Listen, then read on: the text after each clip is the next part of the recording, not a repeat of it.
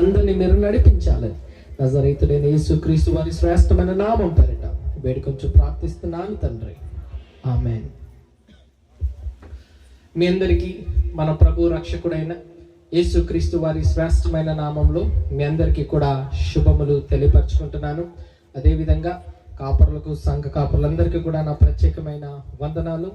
వేదికను అలంకరించిన పెద్దలకు కూడా నా ప్రత్యేకమైన వందనాలు తెలియపరచుకుంటున్నాను. కొద్దిసేపు మనమందరం కూడా దేవుని వాక్యాన్ని జాగ్రత్తగా ధ్యానిద్దామండి.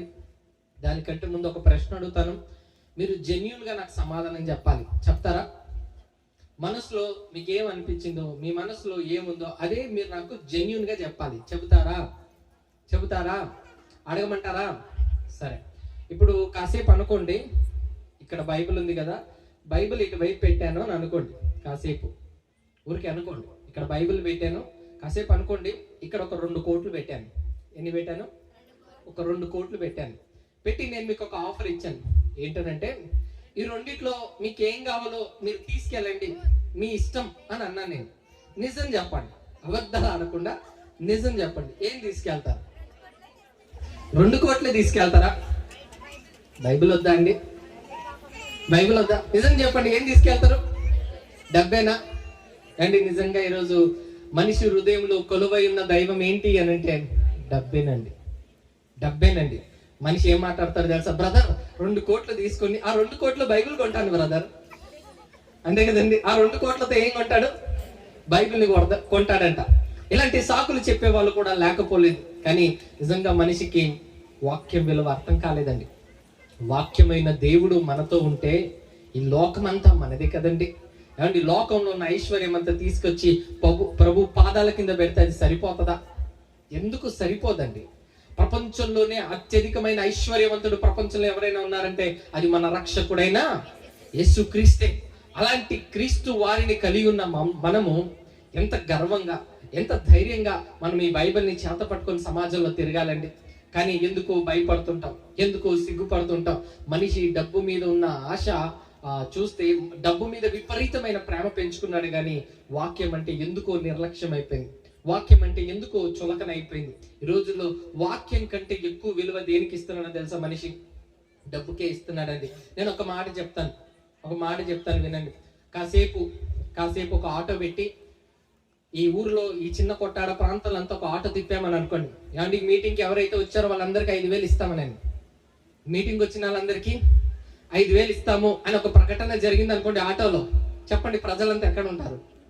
ఇళ్లలో కూర్చుంటారండి? ఇళ్లలో కూర్చుంటారా? ఎవరు ఇళ్లలో కూర్చోరండి.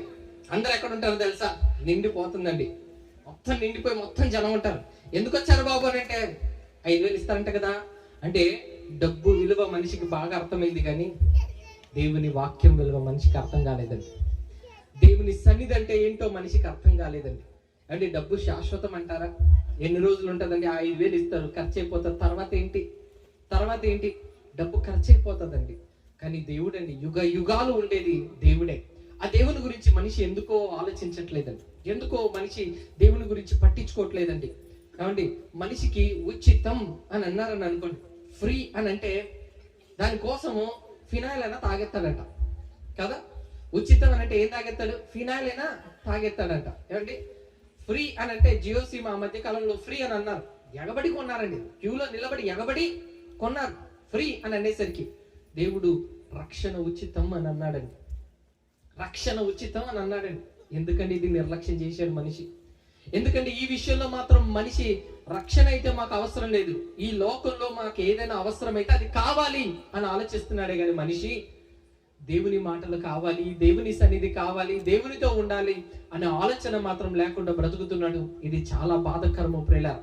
ఈరోజు దేనికి ఎక్కువ విలువ ఉందంటే డబ్బుకు విలువ ఉంది, కానీ దేవునికి విలువ లేకుండా పోయింది. అందుకే యేసు ప్రభు గారు అంటారు, మీరు సిరికిని దేవునికి దాసులుగా ఉండలేరు. 2 సింహాసనం వేసుకొని కూర్చున్నారంట. ఒక సింహాసనంలో దేవుడు కూర్చున్నాడు, ఇంకో సింహాసనం మీద డబ్బు కూర్చునిందంట. చెప్పండి, దేనికి ఓటేస్తారంటే అందరు దేనికి ఓటేస్తున్నారు తెలుసా? మాకు దేవుడొద్దు. ఏం కావాలి? డబ్బు కావాలా?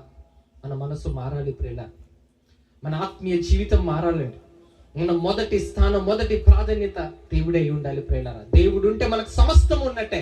ఈ చిన్న లాజిక్ మనిషికి అర్థం కాలేదండి. దేవుడు ఉంటే అన్ని ఉన్నట్టు దేవుడు లేకపోతే మనకి ఏమీ లేదు, మనకి జీవితం అంతా వ్యర్థమే ప్రియులారా. కాబట్టి దేవునికే మొదటి ప్రాధాన్యత ఇవ్వడం మనమందరం కూడా నేర్చుకోవాలి. ఈరోజు కొన్ని విలువైన విషయాలు కొద్దిసేపు నేను మీతో పంచుకుంటాను. జాగ్రత్తగా దేవుని వాక్యాన్ని మీరందరూ కూడా ఆలకించవలసిందిగా నేను ప్రేమతో మనవి చేసుకుంటున్నాను. ఒక మాట అడుగుతాను, చెప్పండి. ఈ లైట్ ఎందుకు ఉందంటారు? ఎందుకు పెట్టారు లైట్లు? ఇక్కడ వెలుతురు రావడానికి కదా, వెలుగునివ్వడానికి లైట్లు ఉంది. ఓకే, బాగుంది. ఈ మైక్ ఎందుకు ఉందండి? నేను మాట్లాడే మాటలు మీకు వినిపించడానికి, శబ్దం రావడానికి ఈ మైక్ ఉంది, అంతేనా? ఓకే. ఆ ఫ్యాన్ ఎందుకున్నాయి? ఎందుకున్నాయండి? గాలిని ఇవ్వడానికి. Very good. అక్కడ జీప్ నిలబడింది కదా, అది ఎందుకున్నది? ప్రయాణించడానికి, వాహనాల్లో ప్రయాణించడానికి అది ఉంది. బాగుంది. మనం తయారు చేసుకున్న వస్తువుల మీద మనకు ఒక క్లారిటీ ఉంది. ఇప్పుడు ఒక ప్రశ్న అడుగుతాను, చెప్పండి. ఆకాశం ఎందుకుంది? నేను అడిగింది మీకు అర్థమైందా? లైట్ ఎందుకుందంటే వెలుగునివ్వడానికి అని బాగానే చెప్పారు. మైక్ ఎందుకుందంటే సౌండ్, శబ్దం ఇవ్వడానికి అని బాగానే చెప్పారు. ఫ్యాన్ ఎందుకుందంటే గాలిని ఇవ్వడానికి అని బాగానే చెప్పారు. ఆ జీప్ ఎందుకుందనంటే వాహనం వేసుకుని తిరగడానికి అని బాగానే చెప్పారు. మనం తయారు చేసుకున్న వస్తువుల మీద మనకు చాలా క్లారిటీ ఉంది, మంచిది. ఇప్పుడు ఆకాశం ఎందుకుంది? దేవుడు తయారు చేసిన ఈ ఆకాశము, ఈ ప్రకృతిని చేశాడు కదా. ఎందుకు చేశాడు? మనకు ఏది అవసరమో మనం చేసుకున్నాము, కానీ దేవునికి ఏది అవసరమో దేవుడు అది చేసి పెట్టాడు.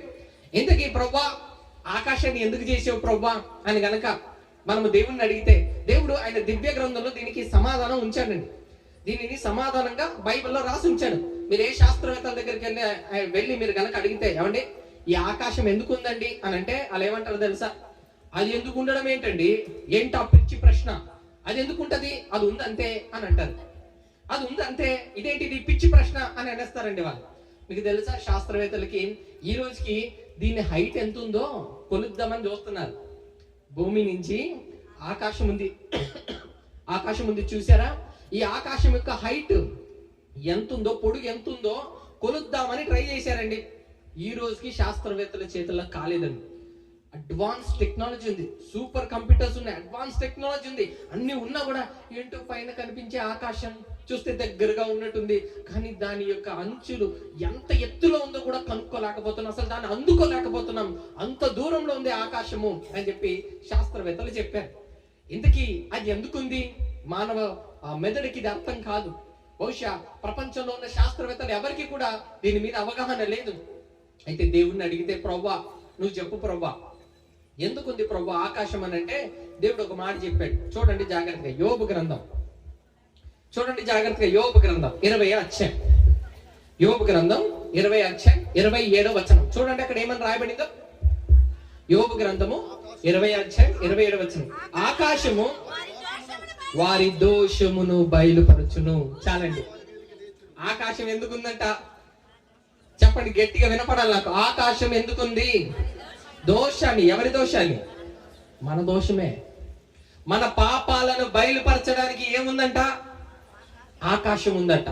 ప్రభువా ఆకాశం ఎందుకు పెట్టావు అని అంటే, నువ్వు చేసే పాపాలన్నీ కూడా సీసీటీవీ కెమెరాల రికార్డ్ చేసి నాకు అందించడానికి ఏముందంట? ఆకాశం ఉందంట ప్రియులారా. ఆకాశము దోషాలను బయలుపరుస్తుందంట ప్రియులారా. మనం చేసే తప్పులను, మనం చేసే పొరపాట్లను, మనం చేసే పాపాలన్నిటిని కూడా బయలుపరచడానికి ఏముంది అని అంటే ఆకాశం ఉంది అని అన్నాడు.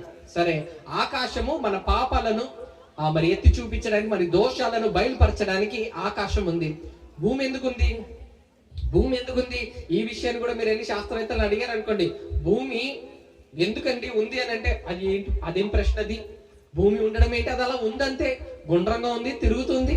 ఇవి చెప్పగలుగుతారు, కానీ అసలు ఎందుకుంది అనే సమాధానం ఒక్క బైబిల్లోనే కనపడుతుందండి మనకు. మిగతా ఏ గ్రంథాల్లో కూడా ఇలాంటి విషయాలు కనపడదండి. ప్రపంచంలో ఏ పుస్తకాలైనా చూడండి, దేవుడు చేసిన ప్రకృతి గురించి దేవుడు తప్ప ఈ యొక్క జ్ఞానాన్ని ఎవరు ప్రపంచానికి అందించలేకపోయారు. ఇప్పుడు జాగ్రత్తగా ఈ సందర్భాలను ఆలోచిస్తే, ప్రభా మరి భూమి ఎందుకుంది ప్రభా? ఈ ఆకాశం భూమిని ఎందుకు ఉంచావు ప్రభా?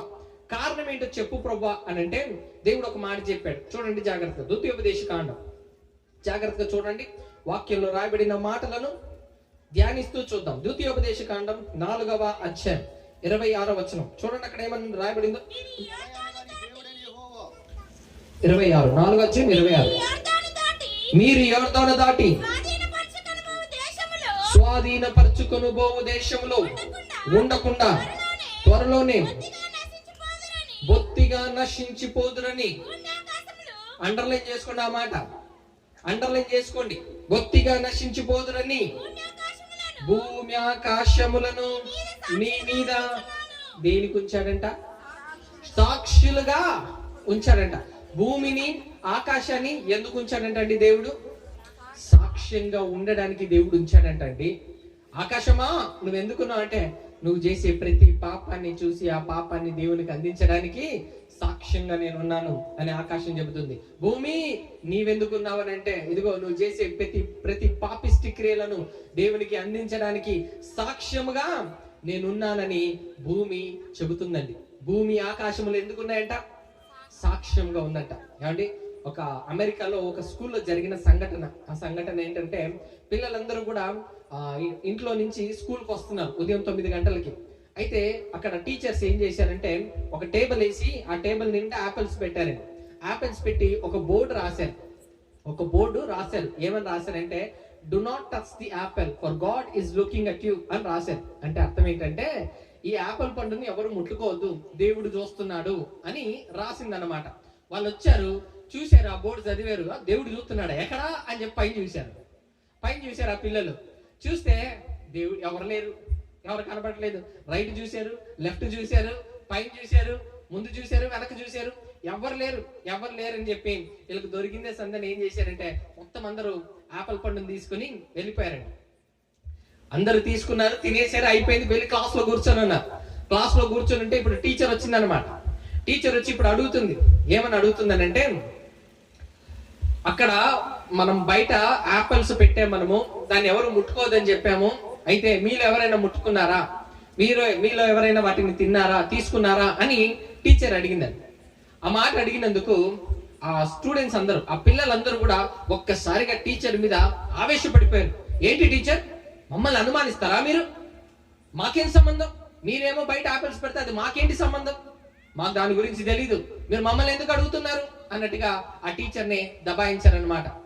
అలా వాళ్ళు మాట్లాడేసరికి మరలా ఆ టీచర్ మరలా అడిగింది. మరలా ఇంకోసారి అడుగుతున్నారు, మరి చెప్పండి, ఎవరైనా మీలో యాపిల్స్ తీసుకున్నారంటే ఆ స్టూడెంట్స్ అందరూ, మీరు కనుక మమ్మల్ని ఇలాగే హెరాస్ చేస్తే, మేము అది తీసుకోలేదు కానీ మా మీద అన్యాయంగా మీరు నింద మోపుతున్నారు, మీరే గనక మమ్మల్ని ఈ విధంగా హరాస్ చేస్తే మీ మీద మేము పోలీస్ కంప్లైంట్ ఇస్తాం అని టీచర్ని బెదిరించారండి.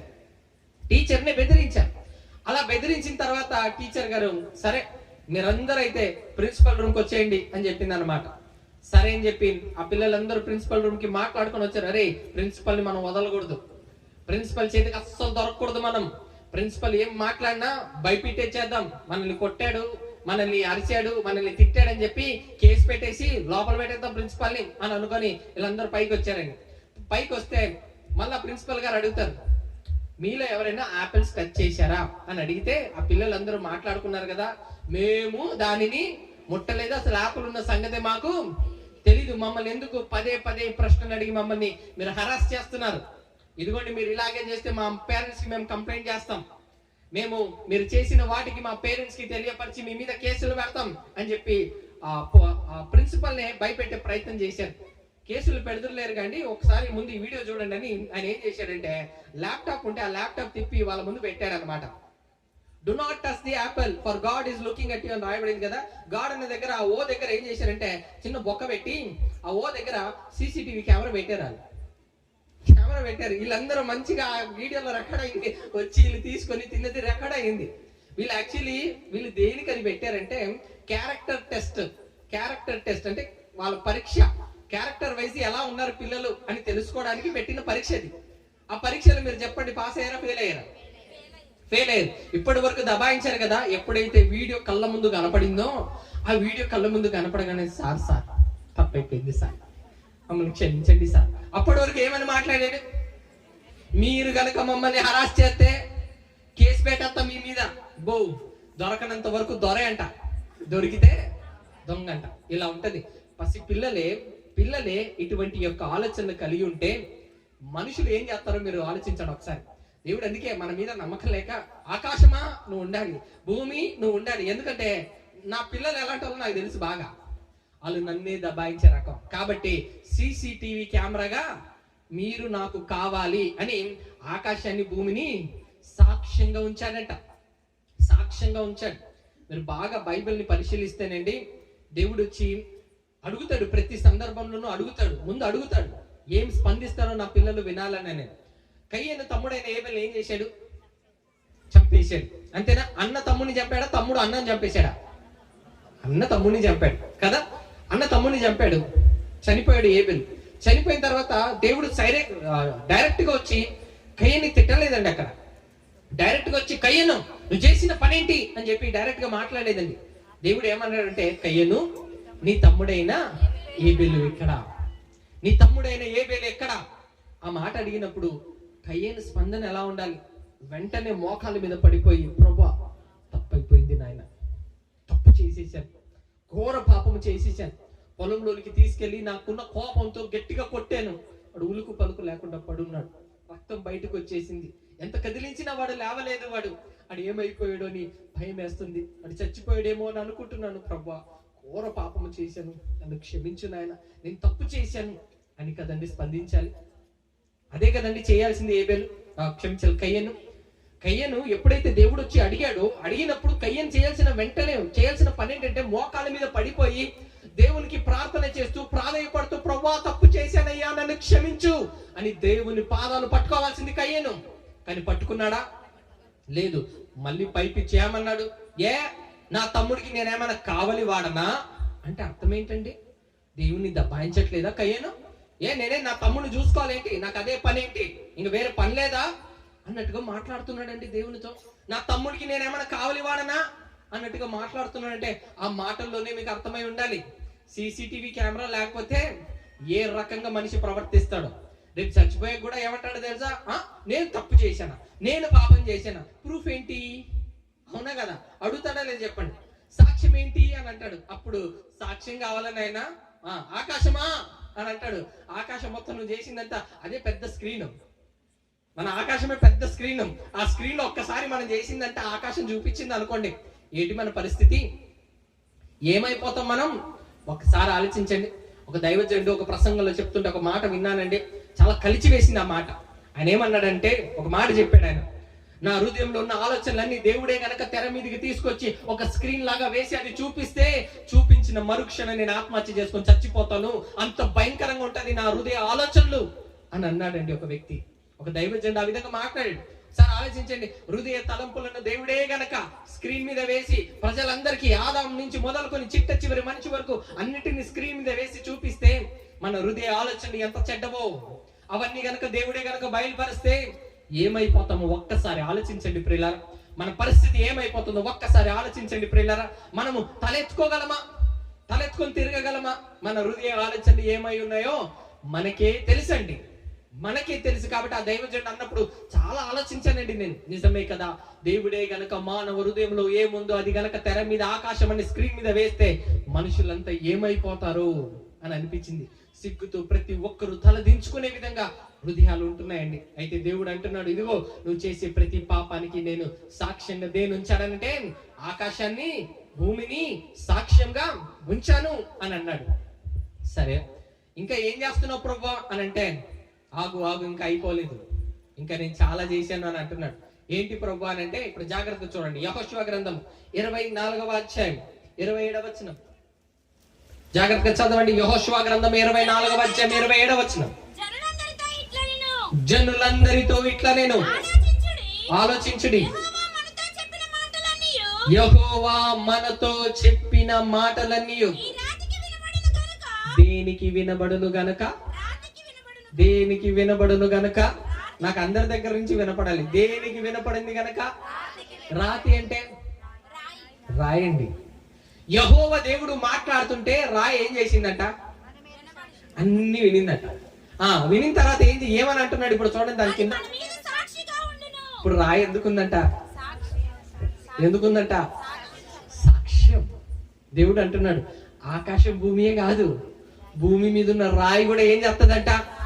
నీ మీద సాక్ష్యం ఇస్తుందట. మనం అనుకుంటాం రాయి ఉందండి, ఎందుకంటే ఏమో ఉందండి అంటే, అది ఎందుకో ఉందంటే అని అనుకుంటాం. ఆ రాయి వల్ల ఎటువంటి ఉపయోగాలు ఉన్నాయో వెతుక్కుంటామే గాని ఆ రాయిని దేవుడు ఎందుకు ఉంచాడంటే సాక్ష్యం అని అంటున్నాడండి. దేవుడు సాక్ష్యం అని అంటున్నాడు. రేపటి రోజు ఆ రాయి ఏం చేస్తుంది తెలుసా? రాయి చెప్తుంది, ప్రభువా నా మీదే బండనైనా నా మీదే కూర్చొని ఈడు వాక్యం విన్నాడు ప్రభా. వింటూ వింటూ నిద్రపోయాడు ప్రభా. వింటూ వింటూ నిద్రపోయాడు ప్రభా. కాబట్టి ఏనాడు నీ వాక్యానికి విలువ ఇవ్వలేదు ప్రభా. నీ రాయి ఏం చేస్తుందంట? సాక్ష్యం ఇస్తుందంట అండి. రాళ్ళు మనకు సాక్ష్యం, మన గురించి సాక్ష్యం ఇవ్వడానికి రాళ్ళు ఉన్నాయంట. ఈసారి ఎప్పుడైనా రాళ్ళని చూస్తే ఒక కన్నేసి ఉంచండి. ఎందుకంటే ఆ రాళ్ళు ఏం చేస్తున్నాయో తెలుసా? మీరు అనుకుంటున్నారు అదొక నాన్ లివింగ్ థింగ్, అది జీవం లేనిది అది అని మీరు అనుకుంటున్నారు. కానీ దేవుడు అంటున్నాడు రాళ్ళు కూడా జీవము కలిగింది, అది నీ మీద సాక్ష్యం ఉంచుతుందంటే నువ్వు ఏం చేస్తున్నావో ఆ రాయి ఏం చేస్తుందంట? మొత్తం అంతా వింటుందంట. ఏ రాయి మీద నువ్వు కూర్చొని ఇతరుల గురించి తప్పుగా మాట్లాడావో, కొండములు ఆడావో, ఇతరుల గురించి లేనిపోని మాటలు మాట్లాడావో, అవన్నీ రాయి ఏం చేసిందంట? విన్నదంట. విని రేపు ప్రవ్వా లేనిపోనివి ఇంకొకరి గురించి ఇది చెప్పాడు ప్రవ్వా, దానికి సాక్ష్యము నేనే అని చెప్తుందంట రాయి. పొరుగు వారి గురించి లేనిపోని మాటలు చెప్పాడు ప్రవ్వా, ఇంకా కొంచెం ఉప్పు మసాలా కారం ఎక్కువగా కలిపి మరీ చెప్పాడు ప్రవ్వా, లేనిపోని మాటలు ఎక్కువగా చెప్పాడు ప్రవ్వా, కాబట్టి దానికి సాక్ష్యము నేనే అని అంటుందంట రాయి. అంటే ఇప్పుడు రాయిని దేవుడు ఎందుకు ఉంచాడు? సాక్ష్యంగా ఉంచాడు. ఇంకా జాగ్రత్త, ఇంకొంచెం ముందుకెళ్తే దేవుడు మరొక మాట కూడా మాట్లాడాడు. ఏమన్నాడో చూడండి. హబక్కూకు గ్రంథం 2వ అధ్యాయం 11వ వచనం చూడండి. అక్కడ ఏమని రాయబడిందో? హబక్కూకు గ్రంథం 2వ అధ్యాయం 11వ వచనం.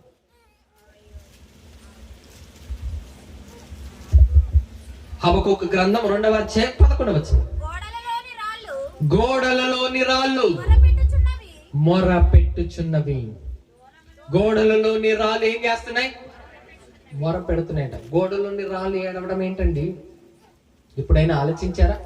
అక్కడ సందర్భం ఏంటంటే, పరిస్థితి ఏంటంటే, అక్కడ యూదా ప్రజలు భయంకరంగా పాపం చేస్తున్నారు. భయంకరంగా పాపం చేస్తున్నారు. విపరీతమైన వ్యభిచారము అక్కడ జరుగుతుంది. అవన్నీ చూసి గోడల్లోని రాళ్ళు ఏం చేస్తున్నాయంట?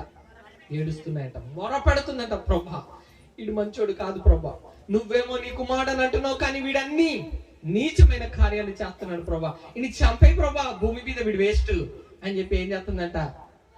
మొర పెడుతుందంట. గోడల్లోని రాళ్ళు ఏం చేస్తున్నాయి? మొర పెడుతున్నాయి. ఈసారి ఎప్పుడైనా చర్చికి వస్తే జాగ్రత్త, గోడలు చూసుకొని ఆనుకొని నిద్రపోయే వాళ్ళకి చెప్తున్నాను, రేపటి రోజు ఆ గోడ ఏం చేస్తా తెలుసా? ప్రభా నీ సన్నిధికి వచ్చాడు కానీ ప్రభా అస్తమానం నిద్రపోయాడు ప్రభా, నా మీదే ఆనుకొని నిద్రపోయాడు ప్రభా. దైవ సేవకులు పాపం రాత్రనక పగలనక ఎంతో ప్రిపేర్ అయ్యి ప్రభా నీ వాక్యాన్ని ఉన్నది ఉన్నట్టుగా అందించాలని, నీ మాటల ద్వారా వారిని బాగు చేయాలని వాళ్ళు కష్టపడి చెబుతుంటే ప్రభా వీళ్ళ ఫ్యాన్ ఎక్కడుందో చూసుకొని గోడ అయిన నా మీద ఆనుకొని వీళ్ళు మంచిగా నిద్రపోయారు ప్రభా, మంచిగా నిద్రపోయారు ప్రభా. అంటే నా వాక్యము వచ్చే సమయంలో వీళ్ళు నిద్రపోయారు. వీళ్ళు అవును ప్రభా, ఇది పరిస్థితి. దేవుడు అన్నాడు ఆహా. అప్పుడు గోడ ఏం చేస్తుందంటే సాక్ష్యం ఇస్తానంట. ప్రభా నా దగ్గర అటెండెన్స్ ఉంది ప్రభా, మీ చర్చ్ గోడలు మీ గురించి సాక్ష్యం ఇస్తుంది, నా దగ్గర అటెండెన్స్ ఉంది ప్రభా. సంవత్సరానికి 52 వారాలు కదా, ఇతను 30 వారాలు వచ్చాడు, 15 వారాలు వచ్చాడు, 10 వారాలు వచ్చాడు. ఇతనైతే మరీ దారుణం ప్రభా, 2 వారాలు వచ్చాడు. ఒక వారం క్రిస్మస్, ఇంకో వారం ఈస్టర్, ఇంకెప్పుడు రాలేదు ప్రభా అంటే పండగ క్రైస్తవుడు. గోడలు ఏం చేస్తాయంట? సాక్ష్యం ఇస్తుంది. ఎప్పుడు వచ్చారు, ఎప్పుడు వెళ్ళారు, ఎన్ని రోజులు ఉన్నారు దేవుని సన్నిధిలో, ఎన్ని రోజులు మీరు లేరు దేవుని సన్నిధిలో, దేవుని సన్నిధికి వచ్చి ఏం చేశారు, మనసారా ఆరాధించారా, మనసారా ప్రార్థన చేశారా, మనసారా దేవుని వెతికారా లేదా, ప్రతిదీ కూడా గోడల్లోని రాళ్ళు ఏం చేస్తాయంట? సాక్ష్యం ఇస్తుందంట. ప్రియులారా, గోడల్లోని రాళ్ళు కూడా సాక్ష్యం ఇస్తాయి. ఈరోజు చాలా మంది అవనస్తులు ఎవరు చూస్తున్నారులే అని అనుకుంటూ ఉంటారు. ఒక మొబైల్ ఫోన్ పట్టుకుంటారు, దుప్పటేసుకొని ఏదో చాటింగ్లు చేస్తుంటారు. మా అమ్మకి తెలియదులే, మా నాన్నకి తెలియదులే, మా అక్కకు తెలియదులే, మా తమ్ముడికి తెలియదులే, మా చెల్లికి తెలియదులే అని అనుకుంటుంటారు. కానీ నీకు తెలియదు ఏంటంటే ఆ దుప్పటి కూడా నేను చూస్తా, నువ్వు చేసే కార్యాన్ని ఆ దుప్పటి కూడా నిన్ను చూస్తా ఉంది. నువ్వేం చేస్తున్నావో ప్రతిదీ రేపు అది సాక్ష్యం. ఎవరు లేరు లేని 4 గోడల మధ్య నువ్వు చేసింది అవన్నీ కూడా సాక్ష్యం ఇవ్వబోతుంది. 4 గోడల మధ్య చేసింది ఎవ్వరికి తెలీదు అని నువ్వు అనుకుంటున్నావు, కానీ ఆ గోడలే రేపు నీ మీద సాక్ష్యంగా నిలబడబోతుందండి. ఒకసారి ఆలోచించండి, తీర్పు రోజు ఎలా ఉండబోతుందో, దేవుడు ఏం చేయబోతున్నాడో, వేటిని సాక్ష్యంగా ఉంచాడో ఆలోచిస్తేనే నిజంగా మనకు ఆశ్చర్యం అనిపిస్తుందండి. ఏంటి ప్రభా ఎందుకు చేసావు ఈ భూమి ఆకాశాలని? నేను అనుకునేవాడిని ఎన్నో రోజులు, అదేంటి ప్రభా, ఎందుకు ప్రభా భూమి, ఎందుకు ప్రభా ఆకాశం, నువ్వు తలుచుకుంటే శూన్యంలోనే మమ్మల్ని అందరినీ చేసేయచ్చు కదా. ఎందుకు అలా చేయలేదంటే ఆయనకు ఒక ప్రణాళిక ఉంది. అదేంటంటే క్యారెక్టర్ టెస్ట్ జరగాలి. ఈ క్యారెక్టర్లో ఎవరైతే పాస్ అవుతారో వాళ్ళకే పరలోకం. ఇది దేవుడు నిర్ణయించింది. కాబట్టి ఈ క్యారెక్టర్ టెస్ట్ ఎలా జరగాలంటే మీకు తెలిసి జరగకూడదు, మీకు తెలియకుండా జరగాలని. సో అది మీకు తెలియకుండా జరగాలి అని అంటే ప్రకృతిని అన్నిటిని దేవుడు ఏం చేశాడంటే సీసీటీవీ కెమెరా అని అన్నాడు. ఆకాశం ఏంటనంటే సీసీటీవీ కెమెరా అన్నా. ప్రభా భూమి ఏంటి సీసీటీవీ కెమెరా అన్నా. అవునా ప్రభా, మరి రాళ్ళేంటి సీసీటీవీ కెమెరా, గోడలేంటి సీసీటీవీ కెమెరా. అంటే మీరు ఆలోచించండి, అన్నిటిని దేవుడు దేనికి ఉంచాడు? మనకి ఇప్పుడు టెక్నాలజీ వచ్చింది కాబట్టి కెమెరాలు పట్టుకొని తిరుగుతున్నాం. కానీ దేవుడు భూమి ఆకాశాన్ని ఒక కెమెరాగా చేశాడండి. రికార్డ్ చేసుకొని మొత్తం దేవునికి ఆ డేటాను అందించడానికి ప్రకృతి ఉన్నట్టుగా మనకు వాక్యంలో కనపడుతుంది. మీరు కూర్చున్నారే కుర్చీ, ఆ కుర్చీ కూడా రేపు మీ మీద సాక్ష్యం ఇస్తుంది. మీరు కింద కూర్చున్నారు కదా బరకాలు, ఈ బరకాలు ఏం చేస్తాయి తెలుసా? ప్రభువా నా మీదే కూర్చున్నారు, నా మీద కూర్చునే వాక్యం విన్నారు, కానీ విన్న వాక్యం ఫలించలేదు ప్రభువా.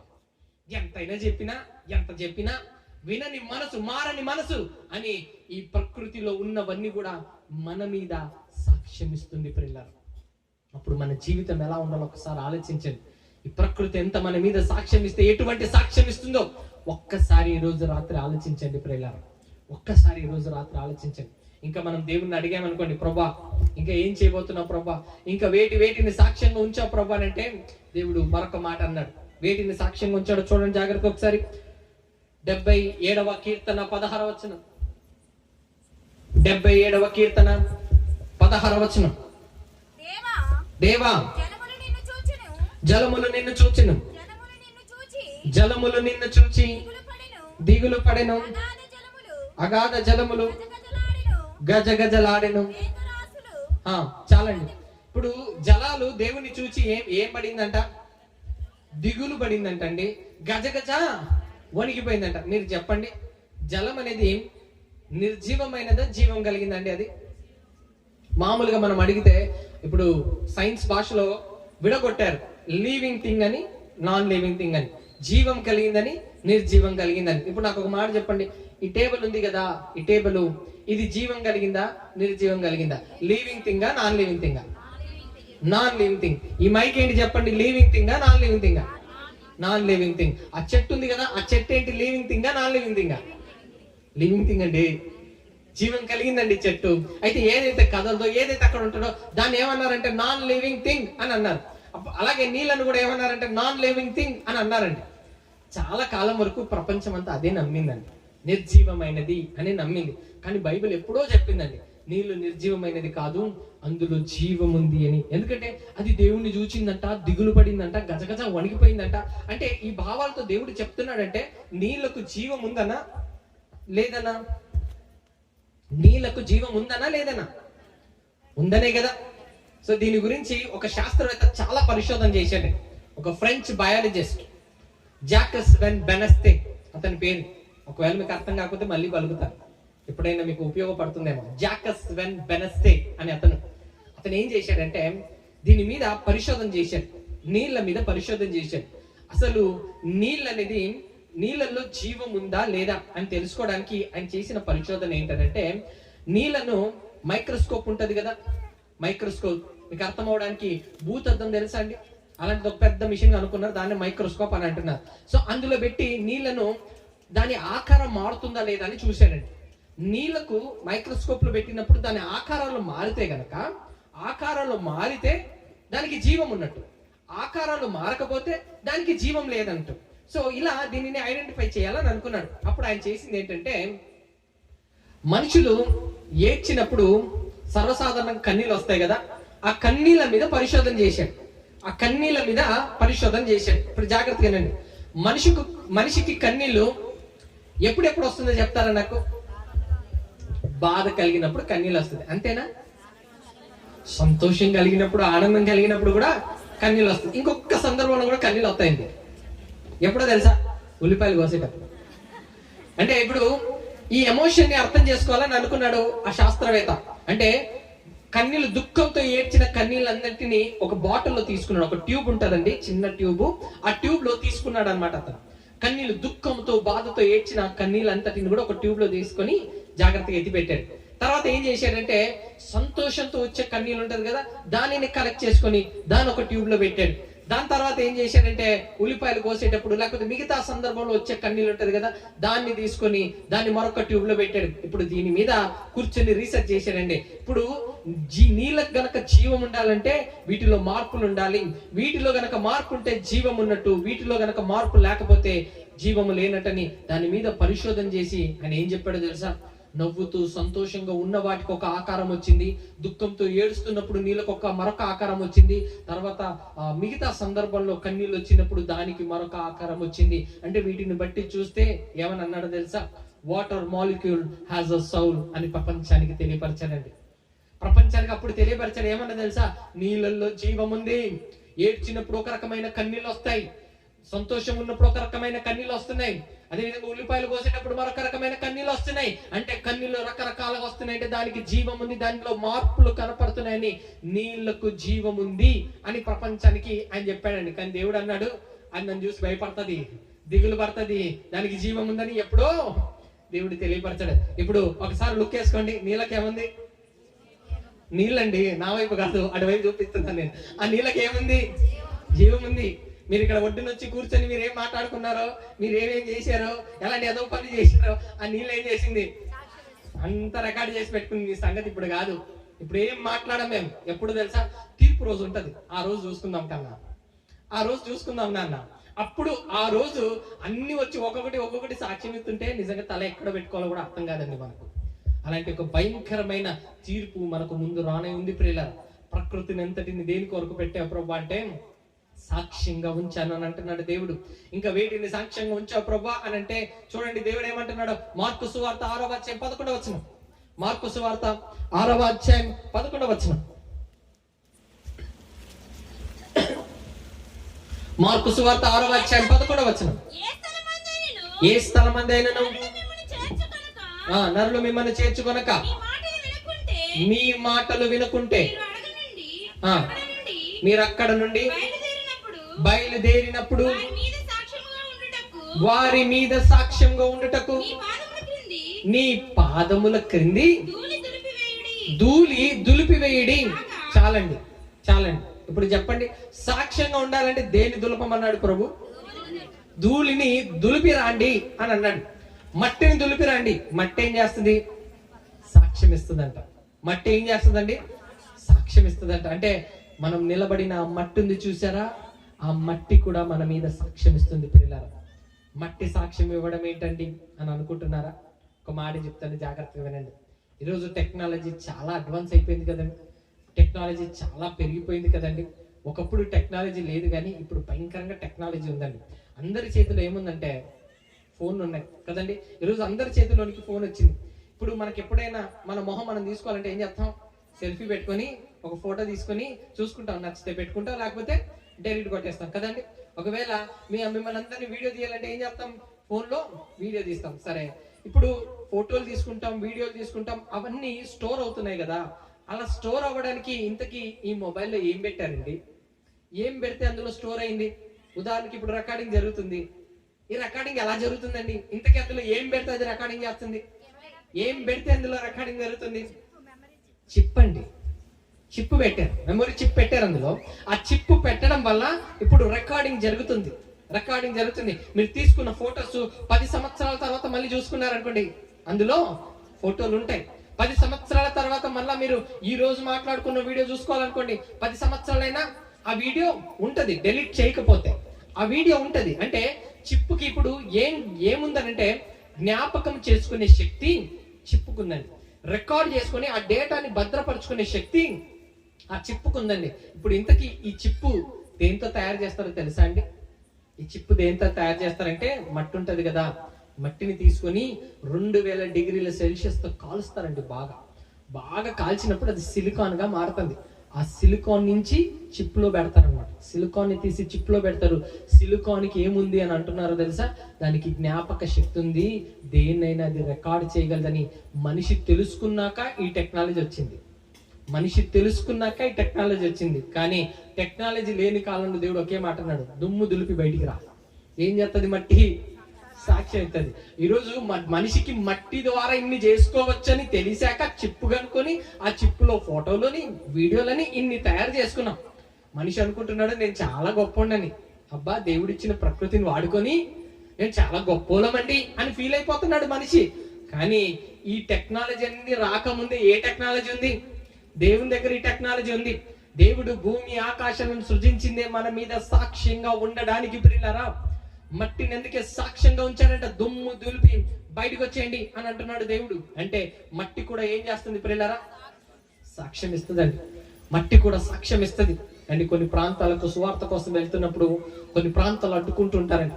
మా ఏరియాకి రాకండి, ఆ దేవుడి గురించి మాకు చెప్పకండి, ఆ దేవుడి గురించి మాకు వినాల్సిన అవసరం లేదు, పోండి అని చెప్పి తరుముతూ ఉంటారండి. అలా తరుముతున్నప్పుడు వాక్యాలు గుర్తు వస్తుంటాయి. దుమ్ము దులిపేద్దామా అని సిద్ధమైపోతుంటాను. కానీ కొన్నిసార్లు ఏం చేస్తామో తెలుసా? వద్దులే, మనం దుమ్ము దులిపి వెళ్ళిపోతే రేపు ఇది వాళ్ళ మీద సాక్ష్యం పెడితే ఆ సాక్ష్యం చాలా భయంకరంగా ఉంటుందండి. ఆ తీర్పు దినాన పరిస్థితులు ఎలా ఉంటాయో తెలుసు కాబట్టి ఏం చేస్తాం తెలుసా? అక్కడే మోకరించి ప్రార్థన చేసి, ప్రభువా వీరికి వాక్యం చెప్పడానికి వచ్చాను కానీ వీళ్ళు స్వీకరించలేదు, కానీ మరొక దైవజనుడైనా పంపించు ప్రభువా, మరొక సేవకుడైనా పంపించు ప్రభువా, ఈ ప్రాంతంలోనికి మీ వాక్యం వెళ్ళాలి, రక్షణ లేని ప్రజలకు రక్షణ రావాలి, వీళ్ళ మీద తీర్పు తీర్చకుండా మరొక అవకాశం ఇవ్వండి అని ప్రార్థన చేసి వచ్చేస్తుంటామండి. ఎందుకో తెలుసా? తీర్పు తీర్చడం చాలా చాలా ఈజీ అండి, దుమ్ము దులిపడం చాలా ఈజీ. కానీ దాని తర్వాత వాళ్ళు చచ్చిపోతే రేపు దేవుడు భయంకరంగా పట్టుకుంటాడండి. సింహాసనం మీద కూర్చున్న ప్రభువు లెక్కలు అడుగుతాడండి. ఆ రోజు ఆ మనిషి బాధపడిపోయి దుఃఖపడిపోయి తప్పించుకోలేని స్థితిలో నిలబడిపోతాడు. ఆ స్థితి వాళ్ళకు రాకూడదనే ప్రార్థన చేసి, ప్రభా మరొక్క దైవ సేవకుడిని పంపించి మరొక్క అవకాశం ఇవ్వు ప్రభా అని ప్రార్థన చేసి వచ్చేస్తుంటాం. మీరు గుర్తు చేసుకోండి, ఈరోజు దేవుని వాక్యం ఎందుకు వచ్చింది? మట్టి మిమ్మల్ని అందరినీ గమనించింది. మట్టి మిమ్మల్ని అందరినీ గమనించింది. ఇంకా నాకైనా తెలియదు మీ పేర్లు ఏంటో, మీ మొహాలు ఏంటో, మీరు ఎక్కడ ఉంటారో ఏంటో నాకు తెలియదు. మట్టికి అంతా మీ బయోడేటా ఉంది. అది రేపటి రోజు సాక్ష్యం ఇస్తుంది. ప్రభా దైవ సేవకులు వచ్చి వాక్యం చెప్పారు ప్రభా, కానీ ఎంతసేపు తిండి మీద ధ్యాస ఉంచాడు కానీ వాక్యం మీద ధ్యాస ఉంచలేదు ప్రభా. ఎంతసేపు ఇటు అటు ఇటు అటు ఇటు అటు తిరిగాడే కానీ ప్రభా నీ వాక్యాన్ని కూర్చొని విందానా అని అనుకోలేదు ప్రభా. ఎంతసేపు ఆ పని చేయాలి, ఈ పని చేయాలి, లేకపోతే బయటికి ఎక్కడో తిరిగేయాలి అని అనుకున్నాడే కానీ ప్రభా నీ వాక్యాన్ని వినడానికి మాత్రం రాలేదు ప్రభా, నీ సన్నిధిలో గడపడానికి మాత్రం రాలేదు ప్రభా అని రేపు మట్టి సాక్ష్యం ఇస్తుందంట. ప్రియుల ఆలోచించండి, ఏమైపోతామో. అన్ని కలుసు కట్టుకొని ఒక్కసారిగా సాక్ష్యం ఇస్తే ఏంటంటే మన పరిస్థితి? ఇంతకీ ఏమేమి సాక్ష్యం అన్నాడు? ఆకాశము సాక్ష్యం అన్నాడు, భూమి సాక్ష్యం అన్నాడు, రాళ్ళు సాక్ష్యం అని అన్నాడు, తర్వాత గోడలు కూడా సాక్ష్యం అన్నాడు, తర్వాత నీళ్లు సాక్ష్యం అన్నాడు, తర్వాత మట్టి కూడా సాక్ష్యం అన్నాడు. ఇంకేమైనా ఉందా ప్రభు అంటే ఉంది, కంగారు పడొద్దని అన్నాడు. ఏంటి ప్రభు అది? చూడండి చెప్తున్నాడు. అపోస్తుల కార్యములు 18వ అధ్యాయం 16వ వచనం. అపోస్తుల కార్యములు 18వ అధ్యాయం 16వ వచనం.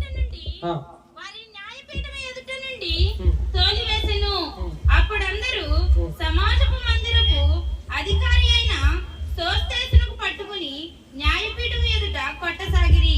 అయితే గల్లియలు వీటిలో ఏ సంగతిని గురించి లక్ష్య పెట్టలేదు. ఒక్క నిమిషం అండి.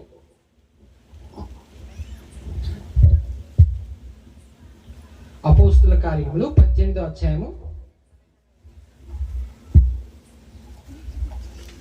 క్షమించాలి 6వ వచనం అండి, క్షమించాలి 6వ వచనం. వారు ఎదురాడి దూషించినప్పుడు అతడు తన వస్త్రములు దులుపుకొని మీ నాశనములకు మీరే ఉత్తరవాదులు. చాలండి. దేని దులిపాడట? వస్త్రాన్ని దులిపి ఇదిగో మీ నాశనానికి మీరే ఉత్తరవాదులు అని అన్నారట. అంటే ఇప్పుడు ఏది సాక్ష్యం ఎత్తది? మనం వేసుకున్న వస్త్రాలు కూడా సాక్ష్యం ఎత్తది. ఒకసారి ఆలోచించండి. తప్పించుకోకుండా దేవుడు అన్నిటిని లాక్ చేసి పడేశాడండి. నీవు అసలు భూమి మీద పారిపోయి తప్పించుకునే ప్రశస్తే లేకుండా అన్ని చోట్ల దేవుడు ఏం చేశాడంటే ప్రతిదీ కూడా సాక్ష్యం. నీ వేసుకున్న వస్త్రాలు కూడా నీ మీద సాక్ష్యం పలుకుతుంది. ఏమైపోతామో ఒక్కసారి ఆలోచించండి ప్రియులారా. ఈరోజు దేవుని వాక్యం అన్న విలువలేని మనుషులు ఉన్నారు. ఏమనంటే టైం స్టైల్ గా చూసి వాచ్ చూసి ఏం చెప్తాడు? టైం లేదు బ్రదర్ అని అంటాడు. ఎక్కడండి, బాగా బిజీ అండి, ఎక్కడండి పనులున్నాయండి అని చెప్పి అంటుంటారు. ఒక దైవజనుడు ఈ విధంగా వర్ణించాడండి. ఒక అతనంట ఎప్పుడు చూసినా టైం లేదు అని అంటున్నాడట.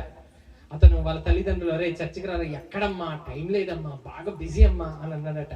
రే ఈ రోజు ఇంట్లో ప్రేయర్ పెట్టుకుంటున్నాం రారంటే, అమ్మా ఎక్కడమ్మా, నాకు మీటింగ్స్ ఉన్నాయమ్మా, నా ఆఫీస్ మీటింగ్స్ ఉన్నాయి, నేను వెళ్ళాలి, నాకు కుదరదు అని అన్నాడట. మీరు ఉన్నారు కదా, మీరు చేస్తున్నారు కదా, మీరు చేయండి, డబ్బులు కావాలంటే నేను ఇచ్చేస్తాను అని చెప్పి మాట్లాడేవాడంట. అలాగే చాలా సార్లు రే బయట ప్రేయర్ మీటింగ్స్ జరుగుతుంది రారంటే, ఎక్కడమ్మా, నాకు టైం లేదమ్మా, కుదరదమ్మా అని అన్నాడట. అయితే మొత్తానికి ఒకసారి చచ్చిపోయి దేవదూత ముందు నిలబడి ఉన్నాడు. ప్రభు సింహాసనం మీద కూర్చొని ఉంటే ఇప్పుడు దేవదూత ఇతని పేరు జీవ గ్రంథంలో ఉందో లేదో అని చూస్తుంటే దేవుడు నాకు టైం లేదు నరకానికి పంపించేయండి అని అన్నాడట. నాకు టైం లేదు నరకానికి పంపించేయండి అని అన్నట్టు. అదేంటి ప్రభా, టైం లేకపోవడం ఏంటి ప్రభా, నా పేరు ఉంటుందేమో చూడండి ప్రభా అని వేడుకుంటున్నాడట. భూమి మీద ఉన్నప్పుడు నీవు నాకు టైం ఇచ్చితివా? లేదే. ఎప్పుడు చూసినా టైం లేదన్నావు, ఇప్పుడు నీ గురించి ఆలోచించడానికి నాకు టైం లేదు, నెక్స్ట్ అని అంటాడంట. అంతే. అంటే ఒక్కసారి ఆలోచించండి ప్రియులారా, భూమి మీద ఉన్నంత వరకు దేవుడు వద్దని అనుకుంటాం, చనిపోయాక దేవుడే కావాలని అనుకుంటాం, కానీ దేవుడు దొరకడండి. కాబట్టి జీవితం చాలా చాలా విలువైందండి, చాలా విలువైంది. దేవునికి మొదటి ప్రాధాన్యత ఇవ్వడం మనం అందరం నేర్చుకోవాలి ప్రియులారా.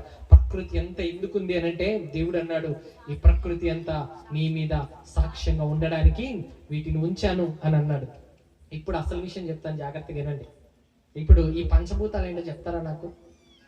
పంచభూతాలు నీరు, గాలి, నిప్పు, అగ్ని, ఆకాశము, భూమి, అంతే కదండి.